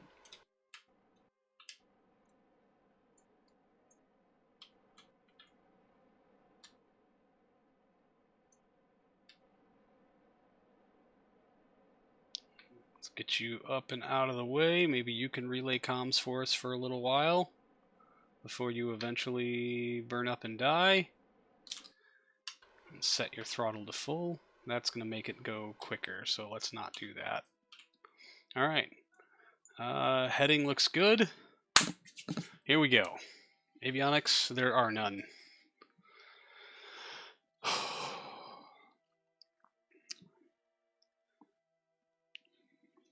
Alright, let's pull up our ablator so we can monitor that. The batteries, yeah, we are battery power only now. That was why I wanted to wait and make sure we had as much battery on this thing as possible. And time to time warp. Wow, and some shitty fucking clouds.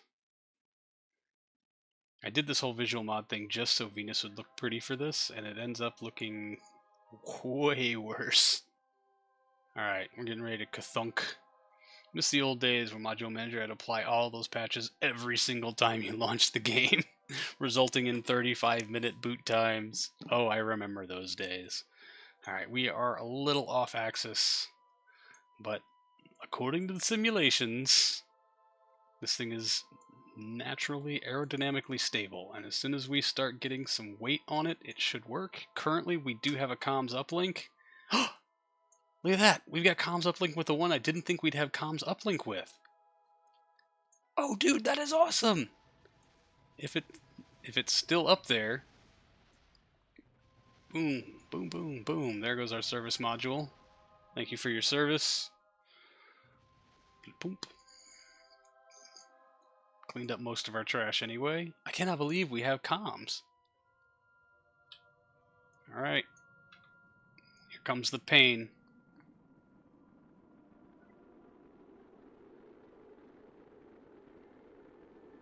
We have folded right back into retrograde. And we are sub 100 kilometers. So as soon as we transmit something, we should get a contract complete. There's our deorbit. Ablator is ablating. Check our contracts real quick. Atmospheric probe uncrewed. Transmit science from Venus's atmosphere after going below 110. Oh, heat warning. Oh, heat shield, you'd better hold the fuck on. Boom. Do we not get game audio? Do you not get game audio? I am showing game audio coming up on the levels. Do you not hear the re-entry?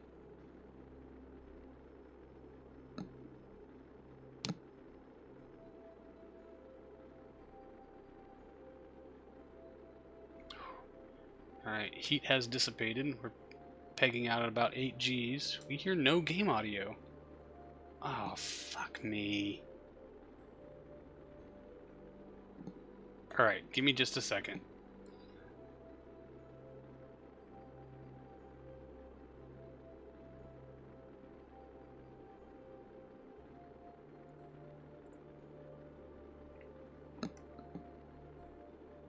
I don't know if I can adjust this during the stream.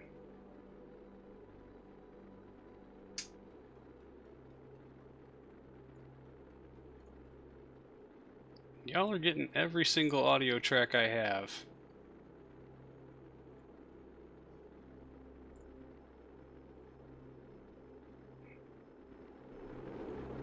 Gain it up a little for you? Did that work?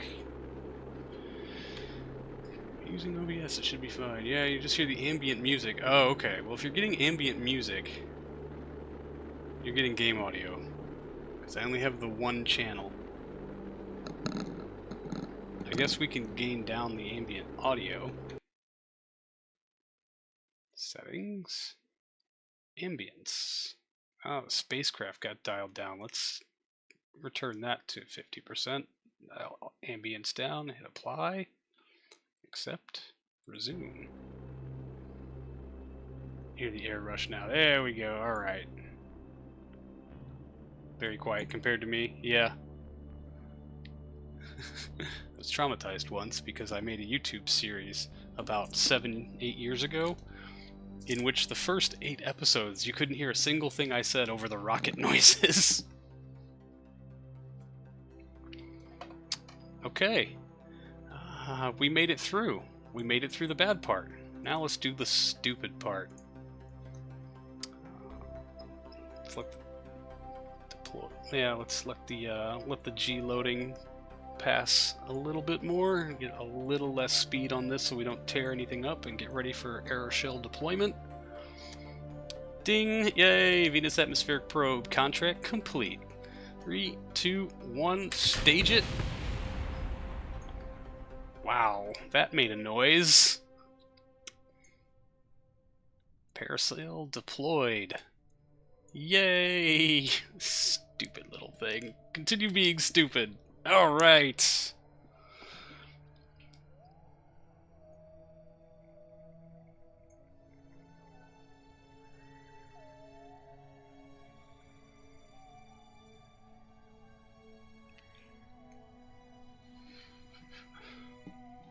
Yeah, that is why you record game and voice on separate tracks.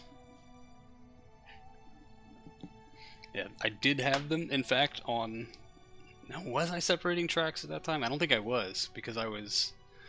At least the first 2 episodes I ever did on YouTube, in the 1.1.3 series, I streamed them on Twitch and just recorded the live footage. And so the exported footage from Twitch condenses everything onto one audio track. And I didn't notice. And I got 8 episodes in because I loathe the sound of my own voice. Like, I hate it. I hate it. I can't listen to recordings of myself. I think I sound terrible all the time, so I'm just like, alright, I made it. I know what happens. I don't need to watch it.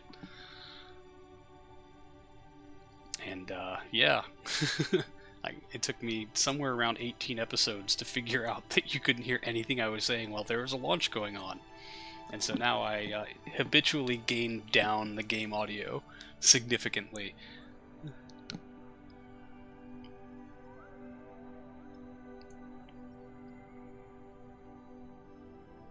Alright, well, we got the atmospheric probe stuff. I guess, are we still technically flying high over Venus? Something there changed. I thought I had... No, that's orbit info. Why would I have biome? No, I thought I did have biome on orbit info. Maybe I'm just not up to speed. Telemetry analysis is running. That one got radioed in. We got 4 more minutes on pressure scan and temperature scan. We'll go ahead and fizz warp through some of this. Let this thing bobble and dawdle. Go, little helicopter-y guy, go!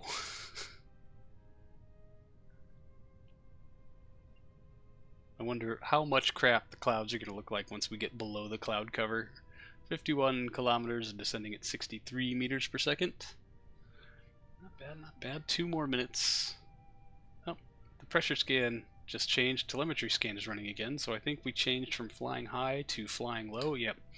Venus flying low Midlands. Oh, at least we got a very interesting biome this time. After multiple years of pestering, convinced the streamer to record DNxHD instead of HVEC. And they were traumatized in their video. It didn't take 2 days to encode after editing. 2 days, good God. I'll say, when I switched from 720 to 1080, I was shocked to learn that if you made a 25-minute episode, it was going to take between 45 minutes and an hour to encode, which is literally double what it was in 720. That was oh yeah, and the file size as well was forking massive. I filled up a 4 terabyte HDD with raw footage and completed episodes before I was like, dude, what the fuck are you doing? Ridiculous. Alright, telemetry analysis radioed back. Ding! Almost 40 science for that. I will take it. And we have slowed to 30 meters per second.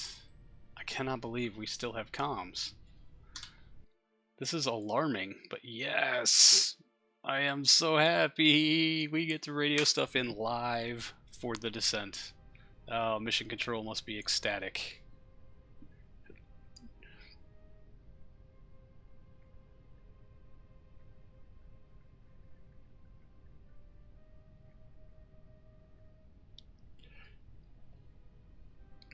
If you didn't edit with compressed footage, it would encode real time. Yeah, I did not edit with compressed footage, and Sony Vegas hated me.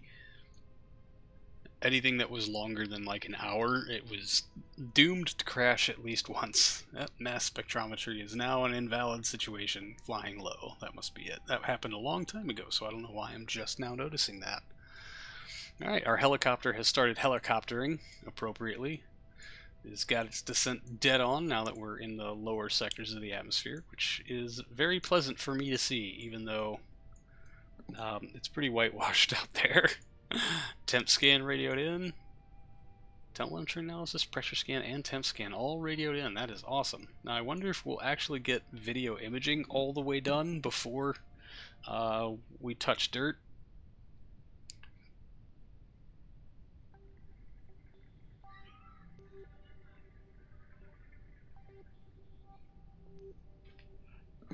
I mean, it's a worthwhile question, right?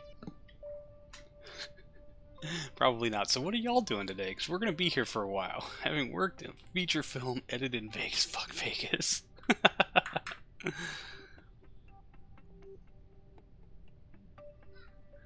I would say, I honestly, like, I got my hands on Sony Vegas before DaVinci Resolve would let you export in 1080 for free. You had to, like, pay money for that. And I didn't have any. Still don't. Scusa. And so yeah, that's just like where I was in life.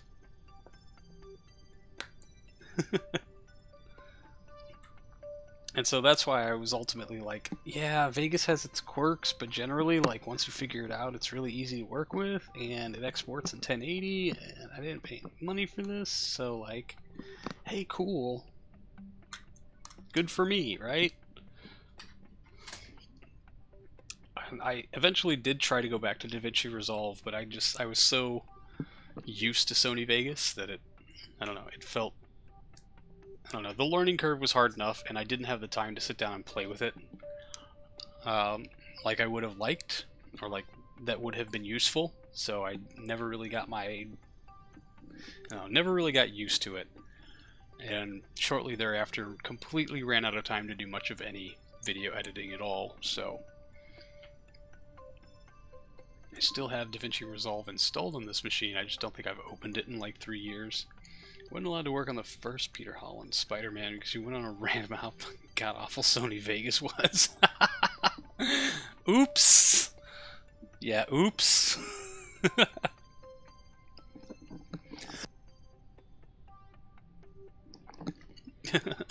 Way to go, Jeff. Way to go. Say, honestly, if given in a professional context, I could probably work with Resolve if I had to. But, you know, it's like if I had to, I would work in Visual Studio instead of Eclipse, but you know, you have the main menu, which is better than any of your previous. Hey, good job! Amazing what happens when you follow the official instructions. Isn't it just? Oh, I followed the official instructions for installing the all the visual stuff you see, and apparently somewhere I still effed it up. So, but good for you. I'm glad it's working. It's so worth it. I wouldn't play games. Did you do Legacy or did you do LCnP?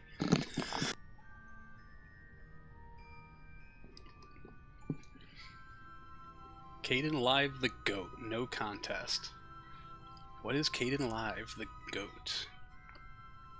Huh? Legit thought you were entering some kind of gas giant till you mentioned Venus, dude, right? Well, the gas here is very angry.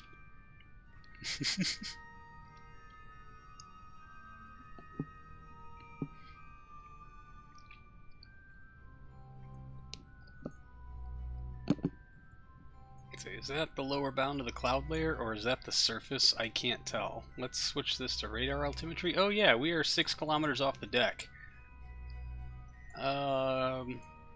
Nope, no, I can see the surface kind of poking through the haze here.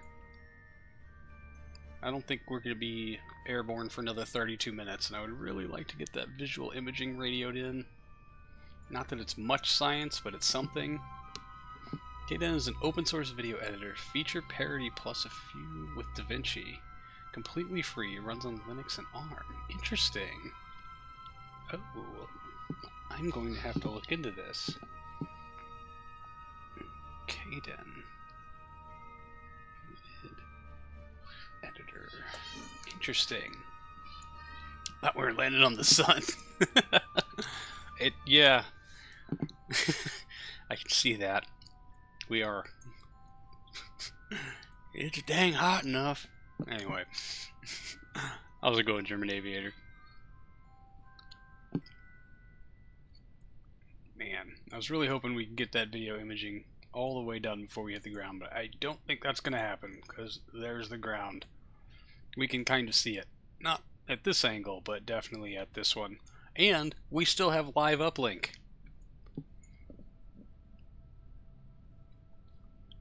How's our batteries doing? Excellent.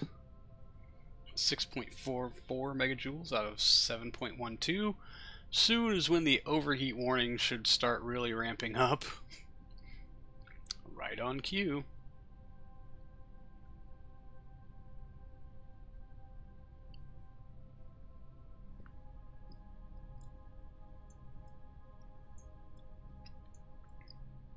Well, I mean, the surface does look really good. Cloud layering, not so much fun. Alright, there, our airfoils are starting to ramp up their heatage. We can probably come out of Fizz Warp so we can see exactly how slow this dumb thing is falling. 11.4 meters per second, that's a pretty hard hit, but I wonder if they will survive long enough to get us down on the ground. So spoiled with stock eve pressures that when you tried to land from KSRSS, you discovered pressure limits for the first time. That scene from The Expanse. I know! Oh, yeah, when they shoot the probe at Venus because the proto-molecule has crash landed there, and they're investigating, and like the two airfoil flaps open up, and just kind of goes patunk into the surface. I loved that scene, and I was totally thinking about that whilst I did this design. I wanted to make it work. And bonk. Broke the heat shield, kept the battery. Yay! All of our science experiments are running. We gotta radio something back to complete the contract. And then we win. At least what the shit looks like after the thing happens on Venus. Yep. It only had, it looked like it had like the airfoil, the air brakes on it, I should say. Yeah, the airfoil was like a clamshell that went down the whole length of like the cylindrical capsule pill-shaped body. And so it was just two of them, and they opened up and they were kind of cupped, which I really wish I could do in this game, because dang, I would have. But this is the best I could do, and you know what? It works, and these things weigh less than a parachute. Not sure how much, well, no, we did verify how much good they did, because I folded them up at one point, and we did accelerate after that. And our pivoting has stopped. Let's try to fold in the air brakes to protect the core. That's what I'm going to say is happening anyway. I want to leave this open because I want to see when our experiments radio in and how long we maintain comms. It should be a couple hours at least, because we are bouncing it off this thing, which I believe is traveling. Oh, no, it's accelerating, so it's coming down this way. We are going to lose comms very soon, and we're probably going to have to wait until next pass before we can actually radio anything back. Yep, comms have just dropped. So we are going to have to wait a very long time. Uh-oh. Our battery has started to overheat. That's not good. So we still haven't radioed anything in. We got the atmospheric probe.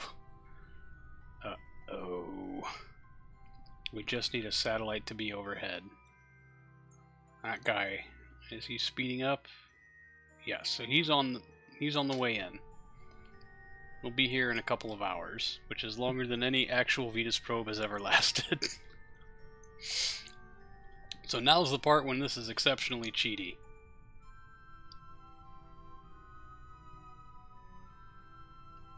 Come on, comms.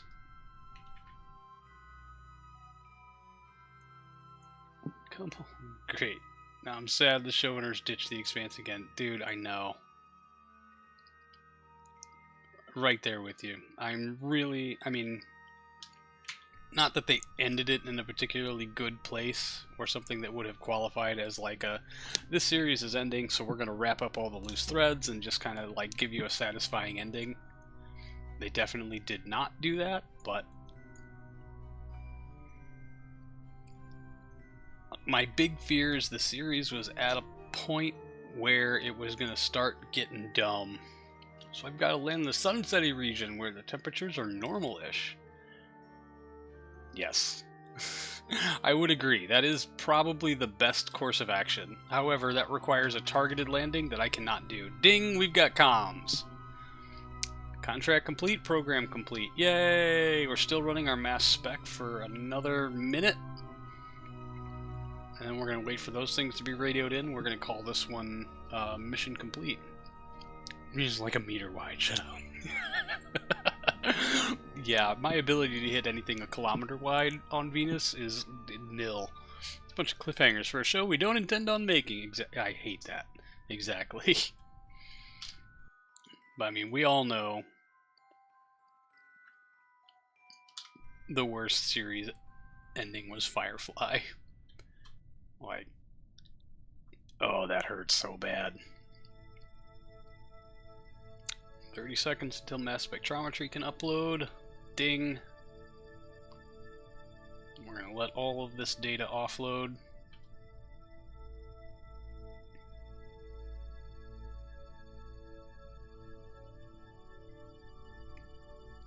Hopefully before it explodes. Apparently the further along the storybooks are really good. You keep forgetting you want to grab a book, dude. Yeah, it's on my list of stuff to read, which has gone down by exactly 0 in the last 3 years, so I would like to. Ding, video imaging, Venus landed, yay!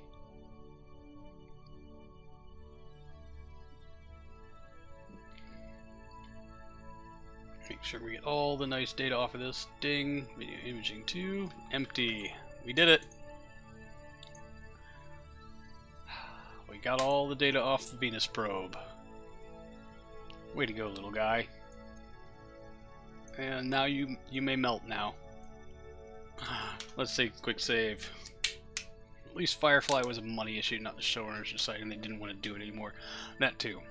Firefly was a bad command decisions from everyone. Like, it just seemed like Fox was trying to murder that show from the word go. And they did. They murdered it. It was like, once it came out on DVD, everybody was like, dude, this is awesome, why? And they're like, no, we're not gonna make any more Firefly. They made a movie. I'm okay on the movie. And they're like, well, we would like to make more Firefly. And they're like, no. We're not gonna make it. We're also not gonna let you make it either. Which infuriates me to no end. Alright. Admin building. Alright. So we can close down this one. That frees up 1 slot. We can close down Venus surface exploration. Dude, we knocked that out in a 1.5 years. So we need something that frees up 4 slots. So I wanted to take small bodies flyby. That gives us 2 slots. If we take it at breakneck, that doesn't do shit for us because we're actually losing money. This is paying out $960 a year.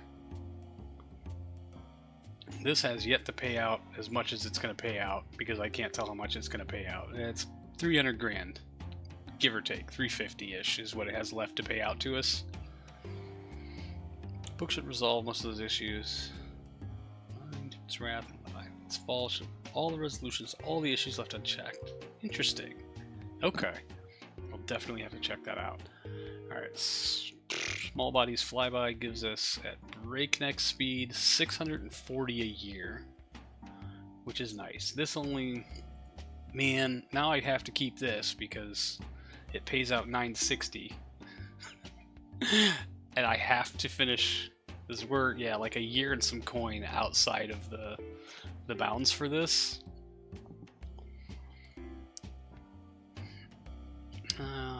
I could close out Venus, that's 3 slots, and pick up Mars at breakneck. That pays us the same, which really that means there's no point in taking it unless I'm going to start it, and I don't have the money to start it because Advanced Crude Orbit is taking up so much time.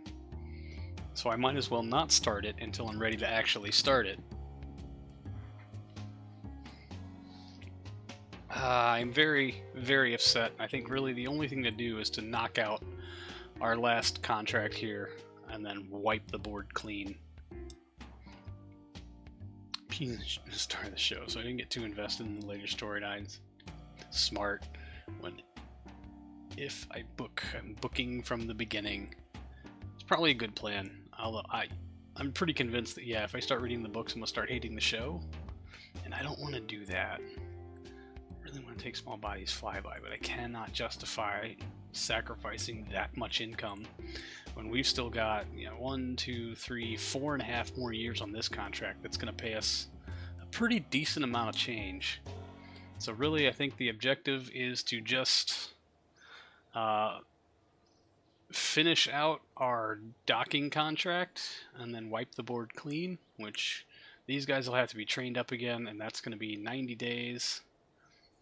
So like August and September to October and November. So we're looking at December 69 before any of these guys are ready to go again.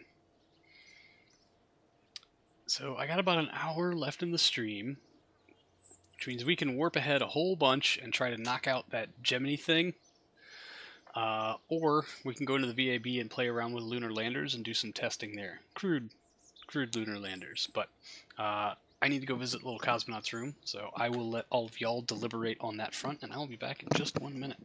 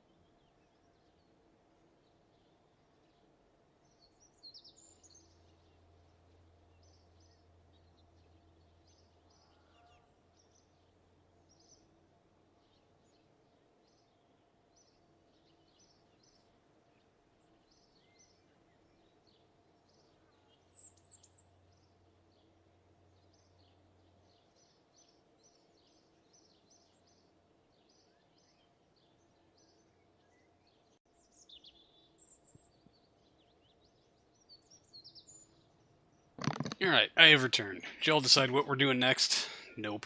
Fine. If you're booking, anyway, wait until shows stop filming before you start this. You don't get Game of Thrones. Fair.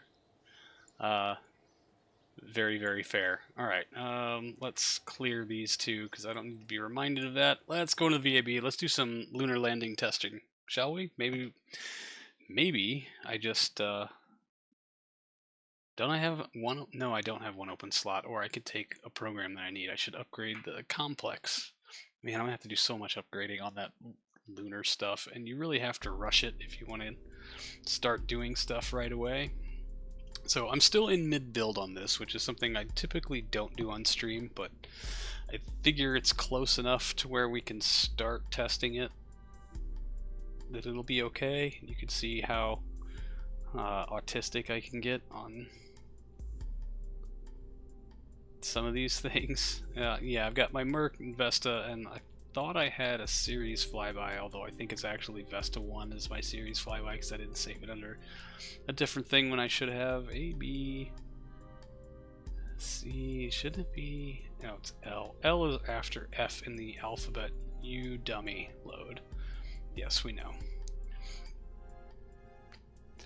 Right. So, who wants to do cheap-ass lunar landers? Right, this is not actually part of it. I was just using this to size and get scope of tanks and stuff, and obviously it will tuck together a bit more than this, but this is my loose-ass wireframe. I think I was just dialing in the amount of helium that I need, which is 80.7 kiloliters. Did I get that dialed in? I did not. Let's adjust some things here. Doom, doom. Let's make the inner bigger. 73.3. Nope. So we'll walk out that outer until it's what, 80. Pin U, open U. Pin U also. 80.7 is what we're looking for here. 80.4, 80.69, 80.9. I guess we're just gonna have to deal with a little bit of overflow on that. Tank UI, close that, cool beans, alright. And then we tuck this, well, that's the whole thing. This beam should be the next toppest, mostest part. Tuck that in like so. That will need some refinement. But what I want to know first and foremost is, now the topmost part, so this will tuck in like that. Yeah, I want to know if they will separate cleanly. Basically this tank and all of these tanks will get traded out for modulars. These are each balloon tanks. That one's got Mon 1, and then the ones next to it will have Aerozine 50. And the helium tank is highly pressurized. Oh, wait a minute. Hold on a second. I need to put... So we need to have, what, 80.7? So 80.975. Let's change this to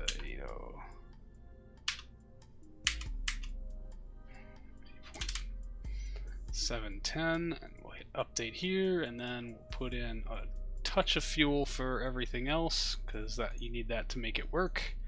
Now on paper, man, the ascent stage needs more fuel, which means the descent stage needs more fuel or needs more lightness. These also have fuel in it, but that could probably get switched out. I don't know. And I don't really want to lose those as part of my reference yet. So I am going to stick them on the bottom so that we can jettison them right away. And we'll turn that into one whole thing. Nope, you guys need to come online with that. Save. Got an Apollo docking drogue up there because that's the lightest, I think. But yeah, these are all going to have to get switched out for a modularized setup, kind of like this, where I've got balloon tanks containing the majority of the fuel because they are significantly lighter than the Isogrid stuff. Like mass dry, 770 kilograms, and these are 14.2 times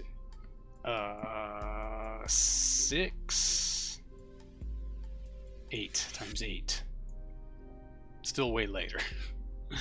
Still way later. It's 15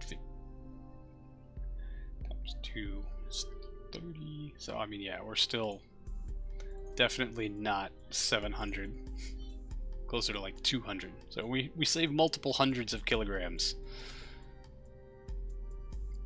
I guess my main concern is going to be battery. We've got apparently 2 days of electric charge. It's not very much. 3 days of food, 2 days of hydroxide, 3 days of oxygen, 3 days of water. 3 days of food, and 2 days, 19 hours of electric charge. Yeah, so that's a thing. We'll have to make some changes, but I want to see if this can separate cleanly.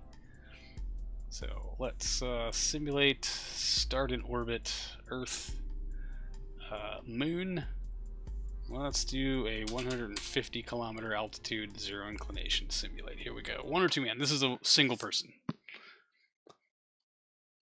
1 crew lander, because I'm cheap. You know, I guess my method approach to this is to build what you're gonna take the thing that you're gonna have on the moon, and then take the capsule that will return the crew and bring them back, and then build the rest of the infrastructure down, because it's obvious we're going to need a totally new launcher to do all of this.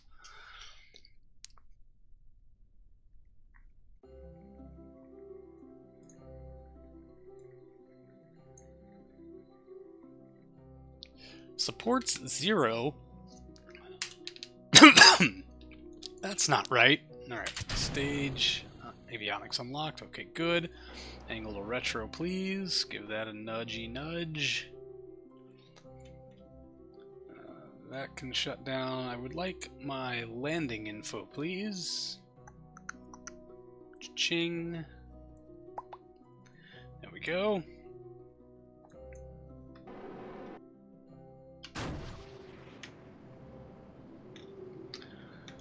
Alright, we'll just bring that down to the surface, or...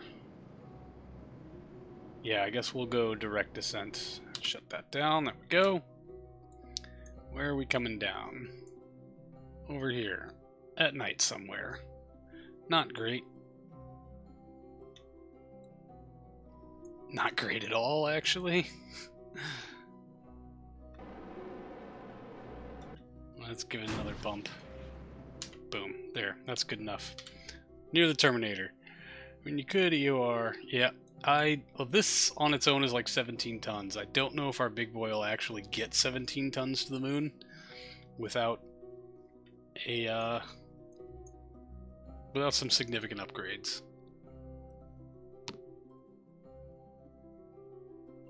And I did EOR in my last save, and I can see why it wasn't really why it wasn't very useful, let's say.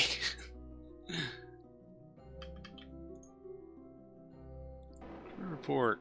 Telemetry analysis. Switch you just kill rotation. I don't need a whole bunch of things. And man, those thrusters have a lot of authority, so they can probably be scaled back also.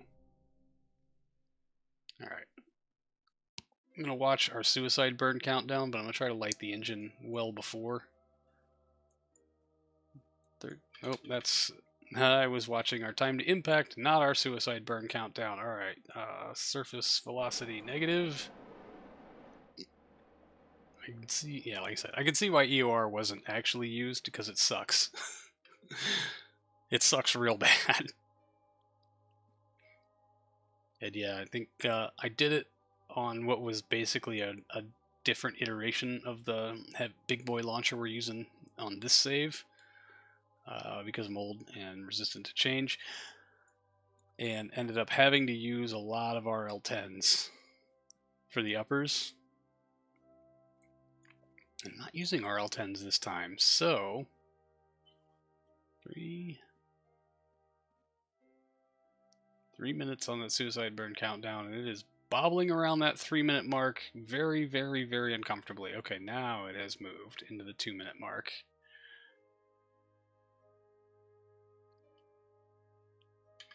Alright, I'm thinking we just go.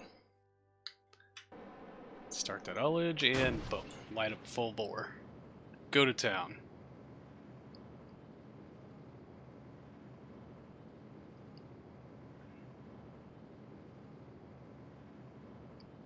Alright. Burn, baby, burn. Alright, suicide burn countdown has gone positive, which means at some point we can throttle back. Well, we will have the option to throttle back. I'm not going to throttle back right now. Let's switch this to radar altimetry, 26 kilometers altitude. Are the legs custom made with proc structures? No, they are not. These are off-the-shelf leg parts. Oh, yeah, I guess you can't retract them once they're deployed. Oh wait, you can. It just takes forever and a day. Let's get that back out before I break something. No, those came stock, or not stock. Those came as, well, I guess they did come as part of the RP1 Express install. So I have added exactly none part mods to this, so love the Apollo legs. They do look really cool.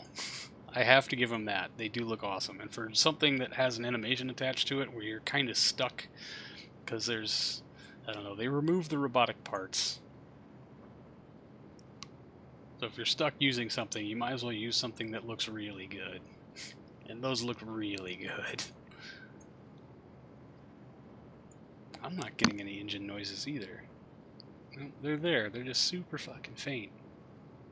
First challenge of every run is an Apollo 11 reenactment. It'll be so much cooler now you finally got RO, and thus the real moon. Dude, exactly. So yeah, I guess I could wipe the Venus contract and the satellite contracts, the commercial satellites contract, and pick up Lunar Lander, or pick up Crewed Lunar. It would kind of solve our budgetary issues. 5 or 6 launches to assemble your mood system over the hell of direct Mega Rocket. I think direct Mega Rocket is where I'm going to go, because I'm going to have a bunch of money. I got a bunch of stuff in unlock credits from not unlocking anything for, well, except for the MLIs, which I spent 100 grand on. I should have a whole big stack of unlock credits that I can use. Man, our suicide burn countdown is negative by like a minute, but here we are. It says we got enough fuel. I just wonder if we have enough time. Of course, it says we have enough time. What the Anybody else see this weird-ass double crater? Yeah, that's a hell of a bullseye. Crater, and then crater. I wish I had a rover so we could go check that out. That is interesting. Go investigate the double crater, right?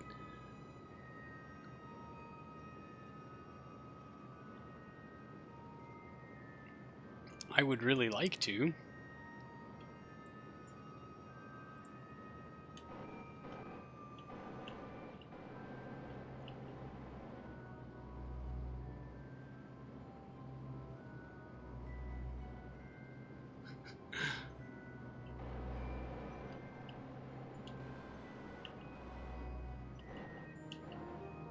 Is that our door banging around? No, it's just clipping on the... This has a gimbal? I didn't think this engine had a gimbal. It's a hell of a double bullseye. I know, right?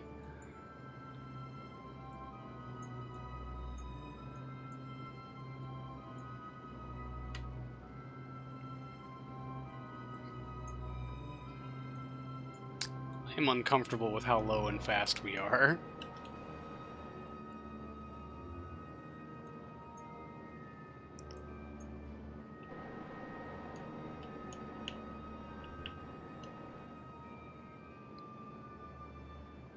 Make a third crater in the middle. We're about to make a third crater, or another crater somewhere. I do not like how quickly we are coming down. What the hell? Way to go, suicide burn countdown. 12 seconds to impact. We're fucked. Yeah, we're fucked.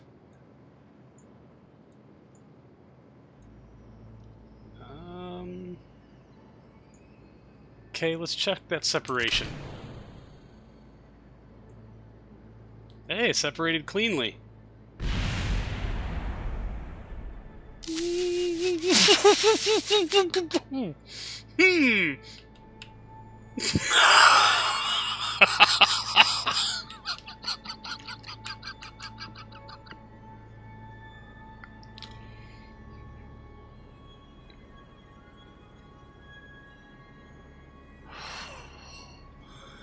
Okay.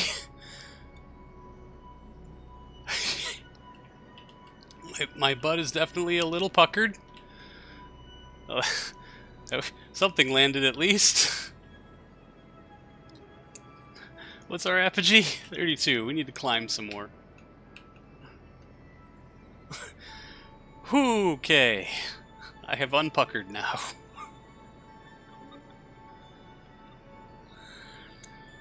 Right. So, suicide burn countdown, not to be trusted.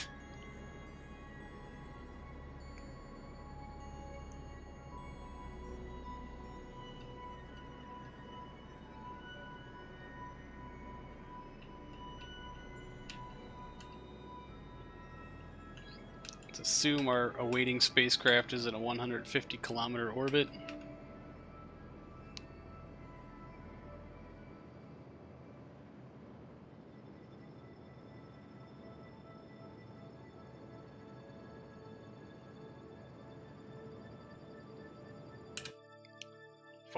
There's our first burn.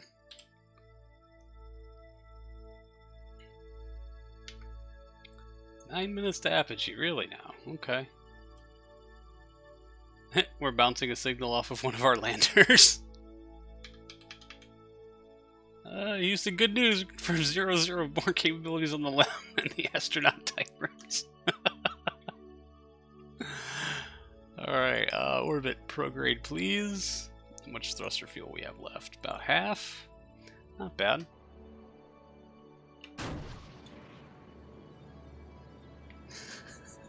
Mods like real fuels, you generally want to add about a second to the suicide burn estimate to account for engine spool up. I fired it a minute ahead. Give or take.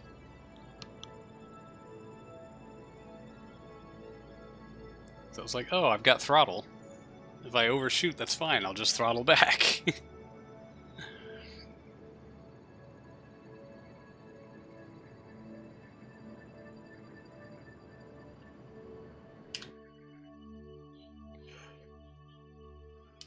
Alright, well, we have a pretty effective last-minute abort sequence.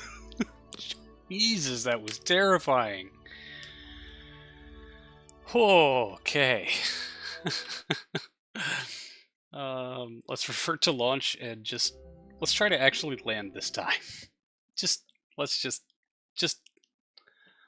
try.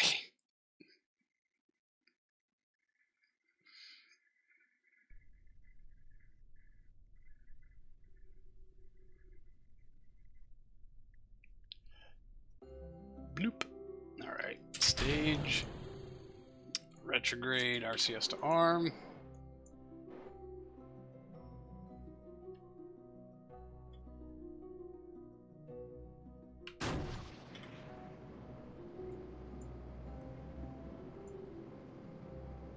Well, crater was somewhere here on the Terminator, I think. Oh, shut that down. There it is! There's the weird double crater.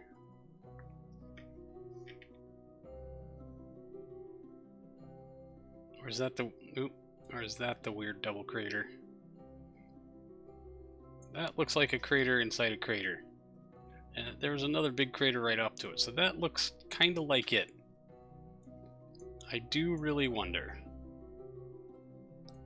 Off. Alright.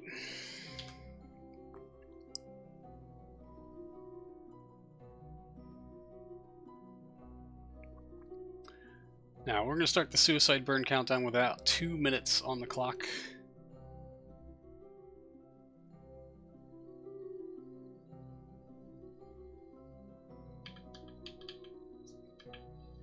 Alright, so let's switch you over. Let's switch to surface velocity negative.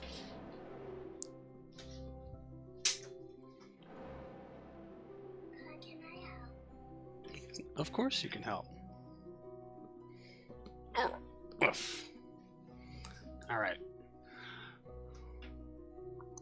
Where are we at? 3 minutes? Yeah, 30. What? Mm-hmm.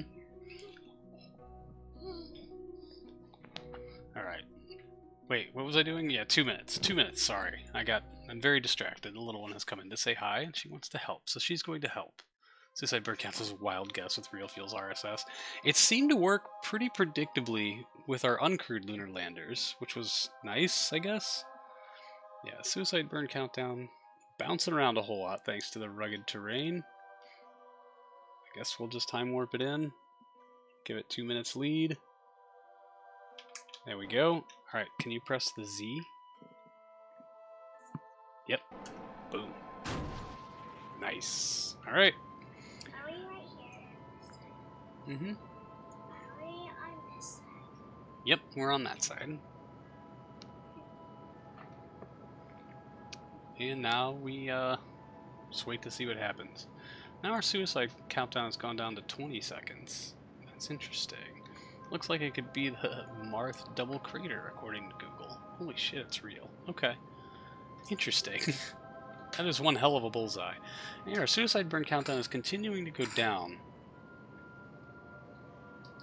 Even though our engine's lit, so I wonder if it's calculating that based on the TWR of the upper stage.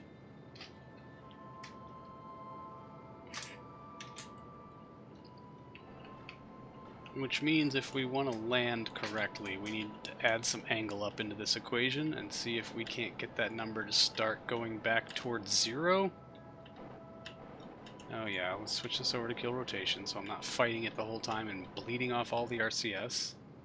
Alright, there. We have the number heading back towards 0.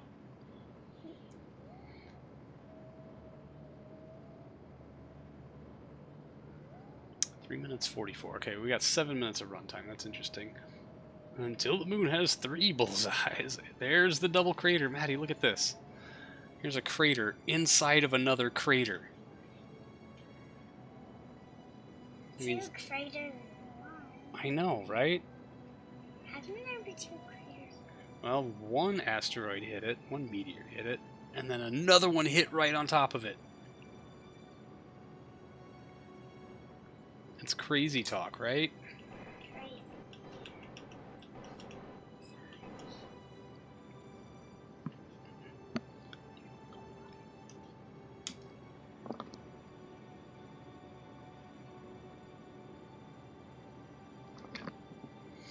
Alright. Suicide countdown is now positive, so let's reduce this angle and see if we can't just keep it dialed in. There we go, that's what I like to see. Suicide burn countdown is null. Well, now it's negative and increasing, so let's up our angle a bit. Up our angle a bit more.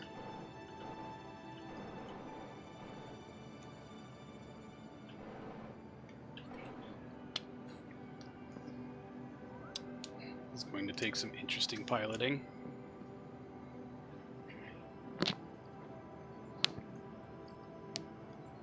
I'll just let it walk up, because that way we've got room to throttle down when we're coming in for our final landing.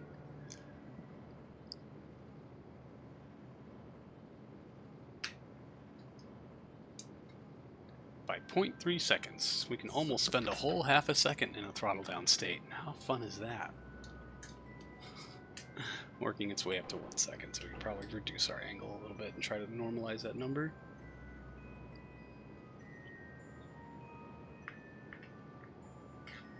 What do you think, kiddo? This over here, this is Mandy Kruger. What's Mandy Kruger? Right here, that's our Kerbal, Mandy Kruger. She's gonna land on the moon. She's Hopefully. inside the spaceship? Yep, she's inside the spaceship. I thought it was a he. Nope. Is that one of your rats? No. Oh man, it went negative again. Try.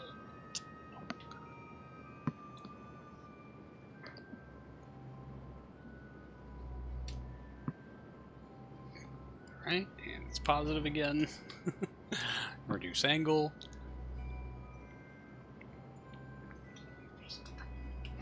No buttons to hit just yet, kid. But when it's time to hit a button, you will be the first person I call.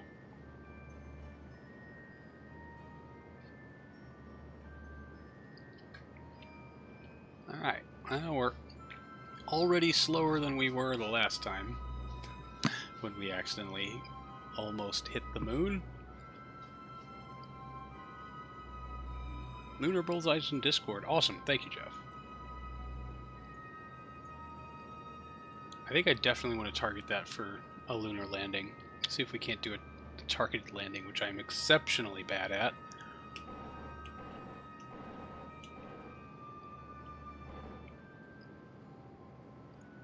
Man, our TWR is bollocks, apparently. I mean, this thing is lighter than the LEM.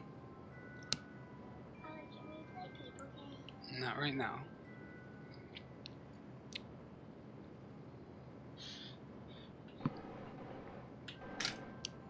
Alright, last 500 meters per second, so we're going to start actually losing some velocity, but we've also lost our suicide burn counter. Oh, of course we have.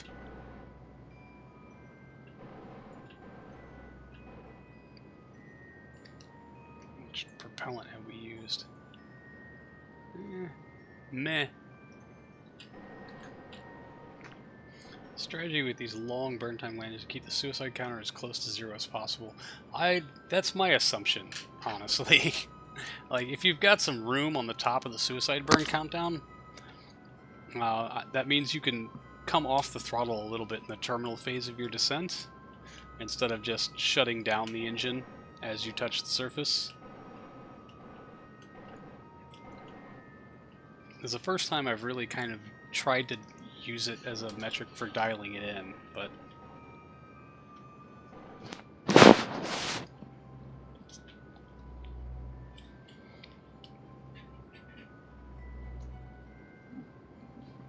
alright.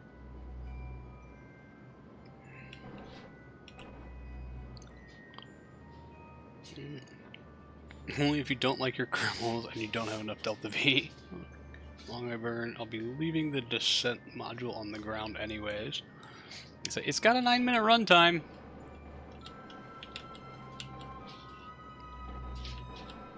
Which is why I'm like, I think I can squeeze 9 minutes out of it for sure. Ooh. I do not like how fast we are coming down. But suicide burn countdown says we're going to be okay. I'll just lock it into surface velocity negative.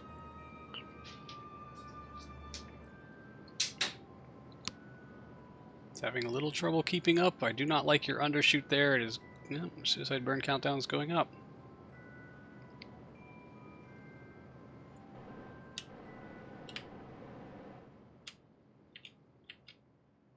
And so are we.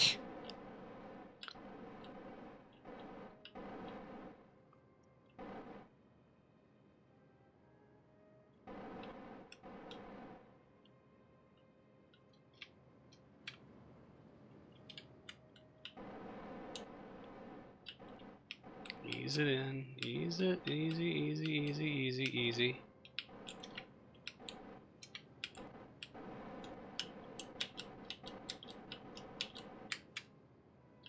It's our altitude 40 meters. And hovering. That's a great way to use up your runtime.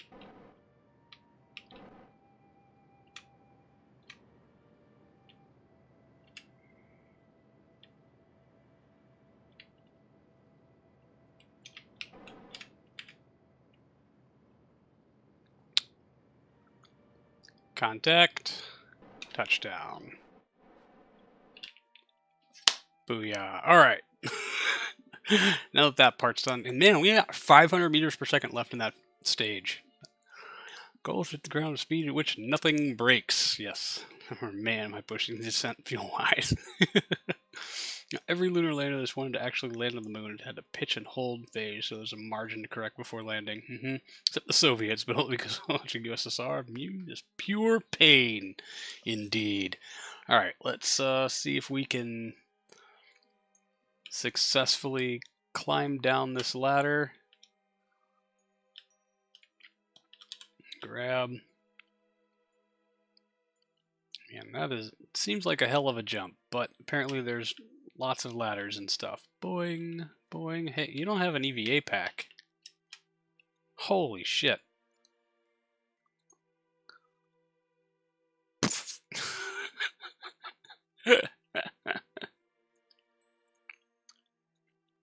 Takes you 20 minutes to get a surface sample? For fuck's sake.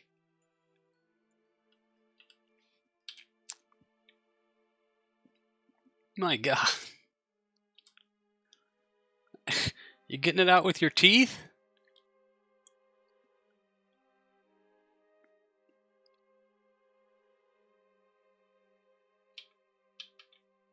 Whoa. Lander hopped. Okay. All right. So we're gonna stage and launch. So we're using only the ascent stage on the way back up, and see if that's enough delta V to get us all the way to the top. I'm hoping it will be. Ding. Fantastic. Back into this. How do we climb this ladder? Walk up to it and press F. Sweet. We don't have to launch ourselves into the limb, which looks oddly off center. B for board. Crew report. Telemetry analysis. Why not? So basically we need to hit stage and then hit the throttle right away. So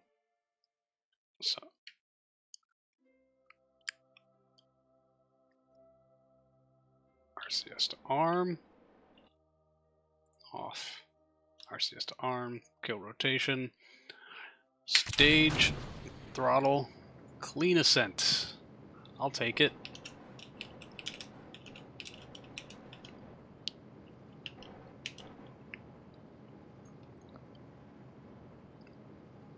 Wonder how much runtime we got left on this engine. 130 meters per second. Let's start to pitch over.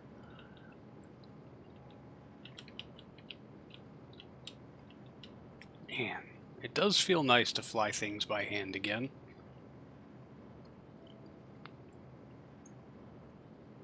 Should have enabled part failures. Given me a more accurate representation on how much we're beating on this engine. Somewhere in here, total runtime 0. Oh yeah, because failures are enabled. So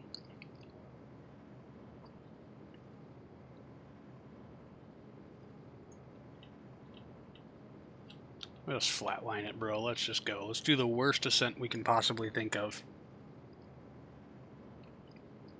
Mostly because I just wasn't paying any attention whatsoever. Huh. Oh yeah, it's going to burn aerosine and helium from there because they're also being fed into the main engines, which is why we have a discrepancy on these tanks. That's the majority of our fuel. Fine. Get some sideways velocity in here as we climb to our 150-kilometer parking orbit, allegedly.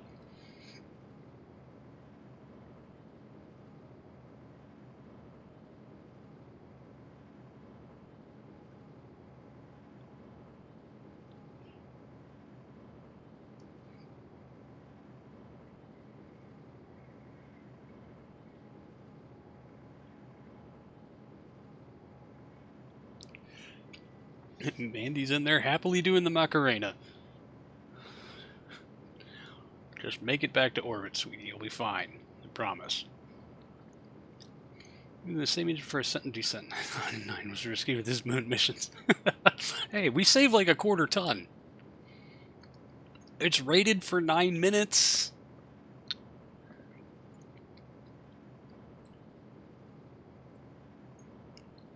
Shutting down. Time to apogee 7-minute coast phase. 4, 3, 2, 1. Bring us out. Orbital prograde, please. Boom. It's got like 19 ignitions. Why shouldn't we use it for both up and down? And it's throttleable, which will make rendezvous awesome.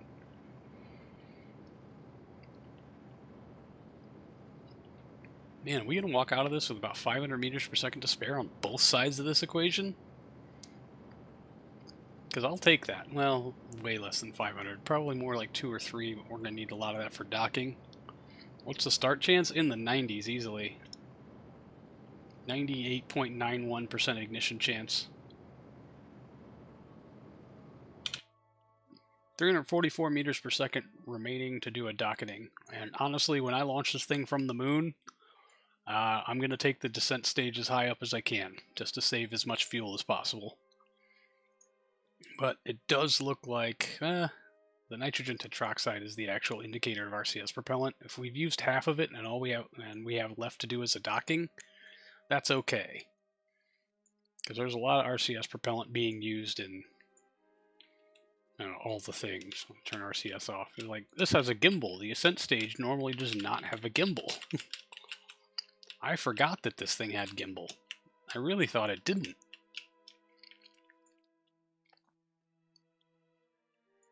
So hey, I'll take that. We're actually gonna lighten this stage up a bit by repacking all of these fuels into independent containers. But generally, the concept is solid. Revert to VAB. And so, like, I'm gonna run with this. This is not a bad design. I think it comes in total at like 17 tons, which wasn't the LEM out of the box 20. Like, what are we at right now? Oh, 20. Well, yeah, I got this extra stuff down here that I guess I don't need anymore because I've got that fueling sorted out. Yeah, 15.6, and it's going down. Assuming 4 burns minimum. That's still a 1 in 25% chance of loss of crew.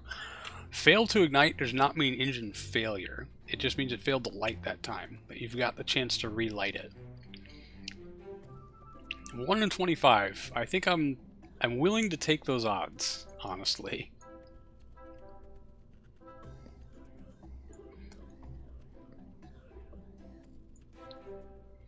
I'm probably going to put some bracers down here. I'll see how much mass I can shed off at the top of this before I start getting crazy with the decorations. So let's bring the descent stage down.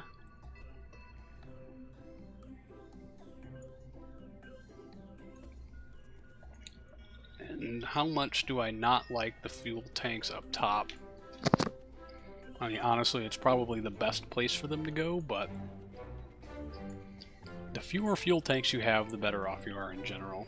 Now, with test fly, assuming... interesting. Well, there's always a chance that where the engine would fail to light, even with a 100% or with 100% stable fuel, but it didn't mean engine failure necessarily. To know engine failure, you need to look at the mean time before failure.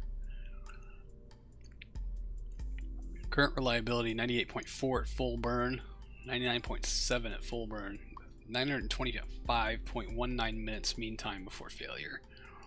Reignition after failure was a test light thing. Oh, interesting. And test flight, when it's dead, it's dead. I thought it was one of the particular types of failure that could occur that wasn't necessarily full engine failure, but it would show up an ignition, but the engine might still be good. I had it happen on a J2 once. This was many iterations ago, so... 1 in 25. If that's the chance that this engine fails and everything goes foobar, I'm willing to take it. Them ain't bad odds for us.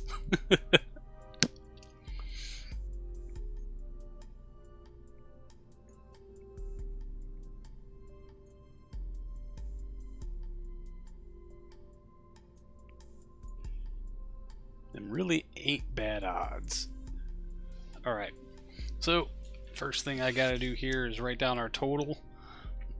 Ascent stage. DV is 2341. I'll write down all of our figures here. So A50. These first tanks we've got one. Well, let's bring up tank UI so I can see the exact numbers here. Yeah, 170 point. We'll just say 162. 162 times 4. And 600. Oh. Tank UI, tank UI. Nope, that's not gonna work, huh? Tank UI, there we go.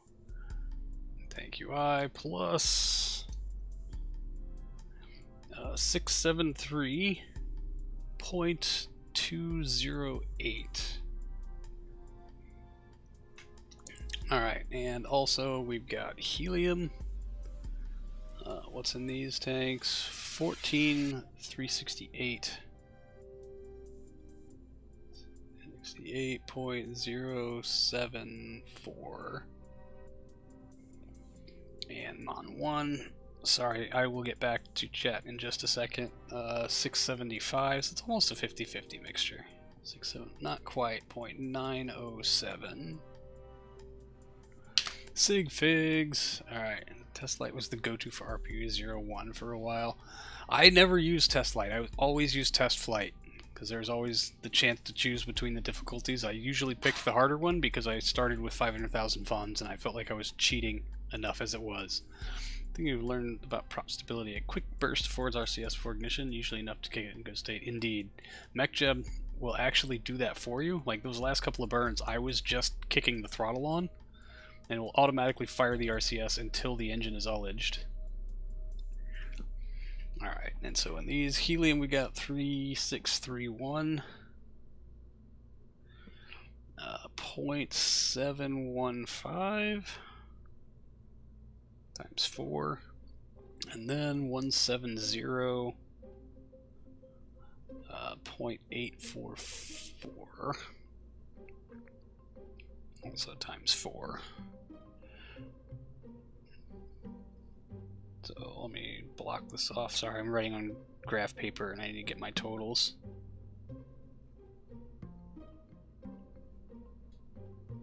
On 1.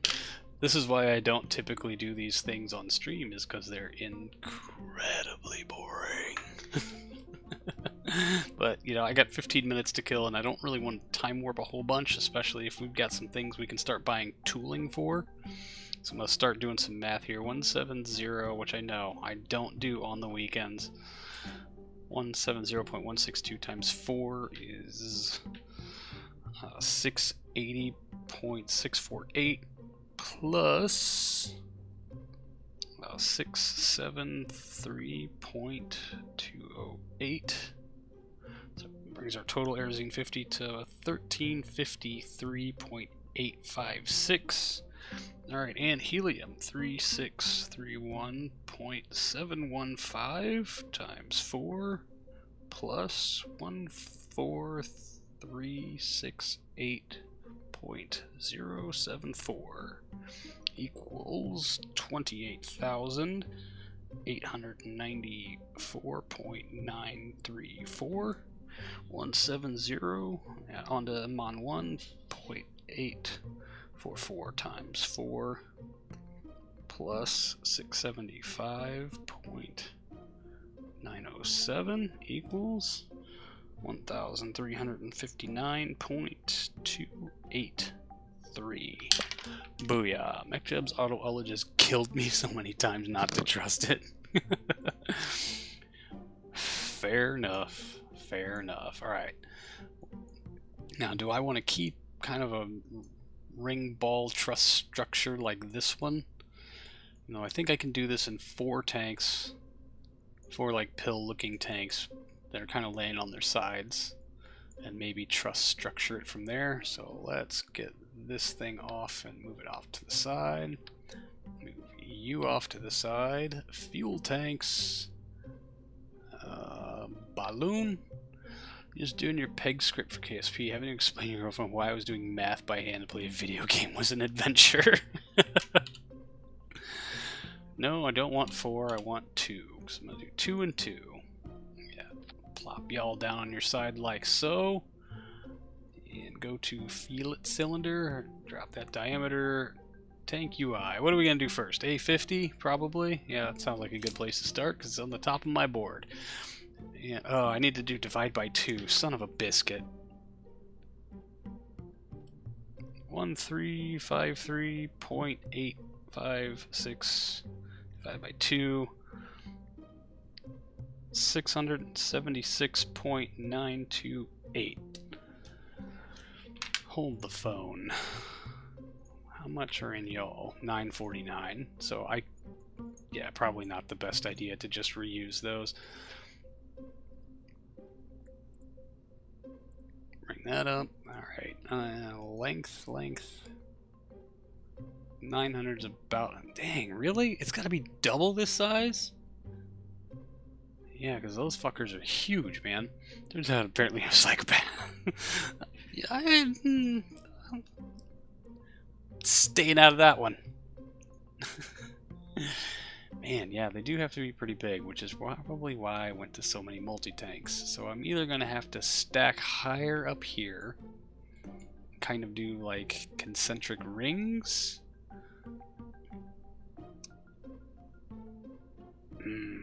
Or I'm going to have to make them tall and clip them into the pod itself, which makes me universally unhappy with everything, always.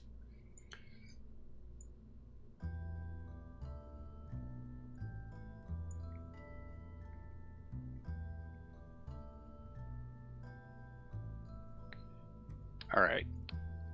This is why I don't do this stuff on stream, is because I tend to dawdle.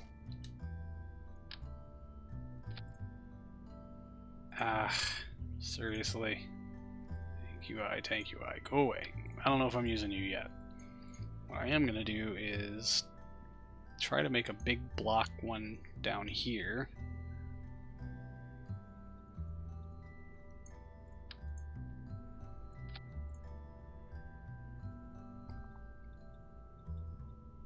Oh, I guess I have to up the length to get. Yeah.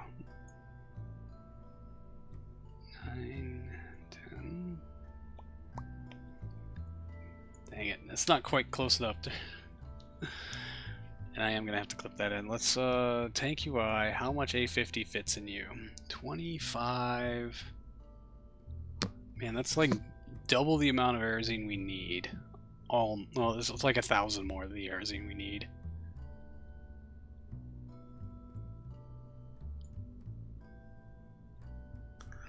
Need 1353.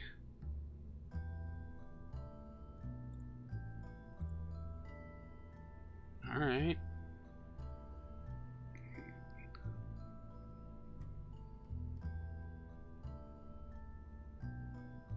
Come on.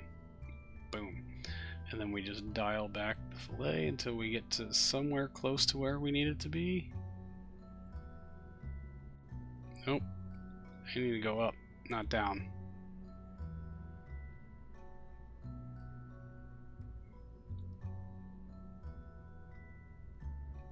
Let's keep you at around 740 and then 13. No, don't be stupid, stupid.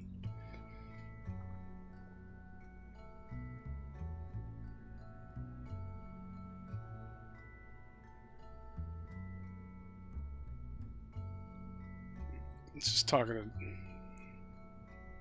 1353.856. Ah, so close.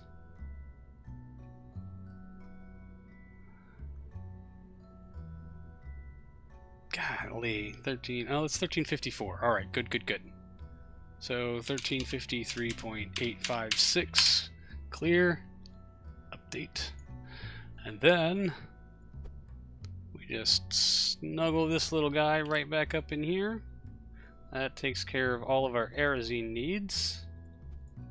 Hopefully it doesn't block our view and actually looks somewhat pleasing.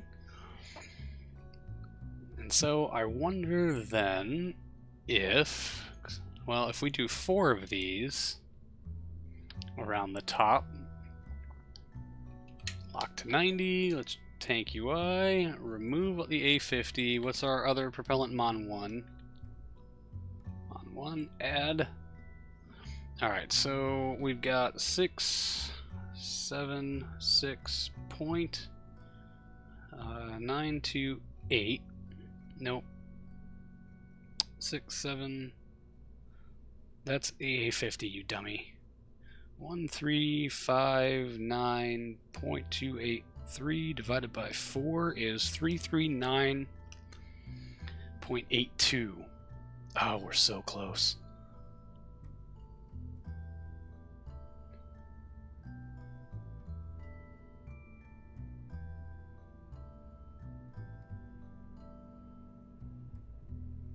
Dang it. 339.820. You know what? That's dang close enough.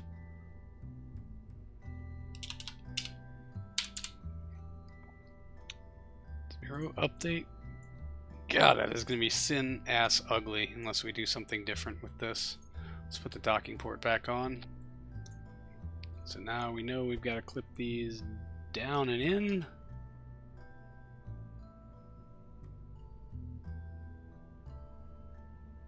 You know, if we can match color appropriately, that's not going to be too bad. Alright, and the helium tanks. Helium tank. I'm going to do a ring just like the other one. That one actually has to be isogrid and thus highly pressurized. Tank UI, tank UI, tank UI. There we go. Boom, boom, boom, boom. Refined, ramp it up. Tank. Helium. Add. There we go. Not cylinder, cone, fillet. Let's do hollow fillet cylinder. Let's make the outer match with this.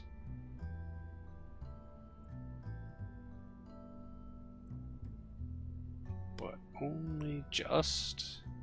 We'll go for 15 because I like it better when they can end in a 5. Drop the length down. No. Too little. Especially if that fillet is going to have to be our target thing. Okay.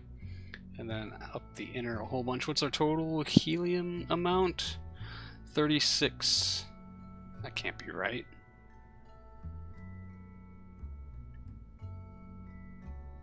Oh yeah, no, that was the times 4. Total helium amount is 28,894. Holy shnikes, we're already under our limit? Oof, duh.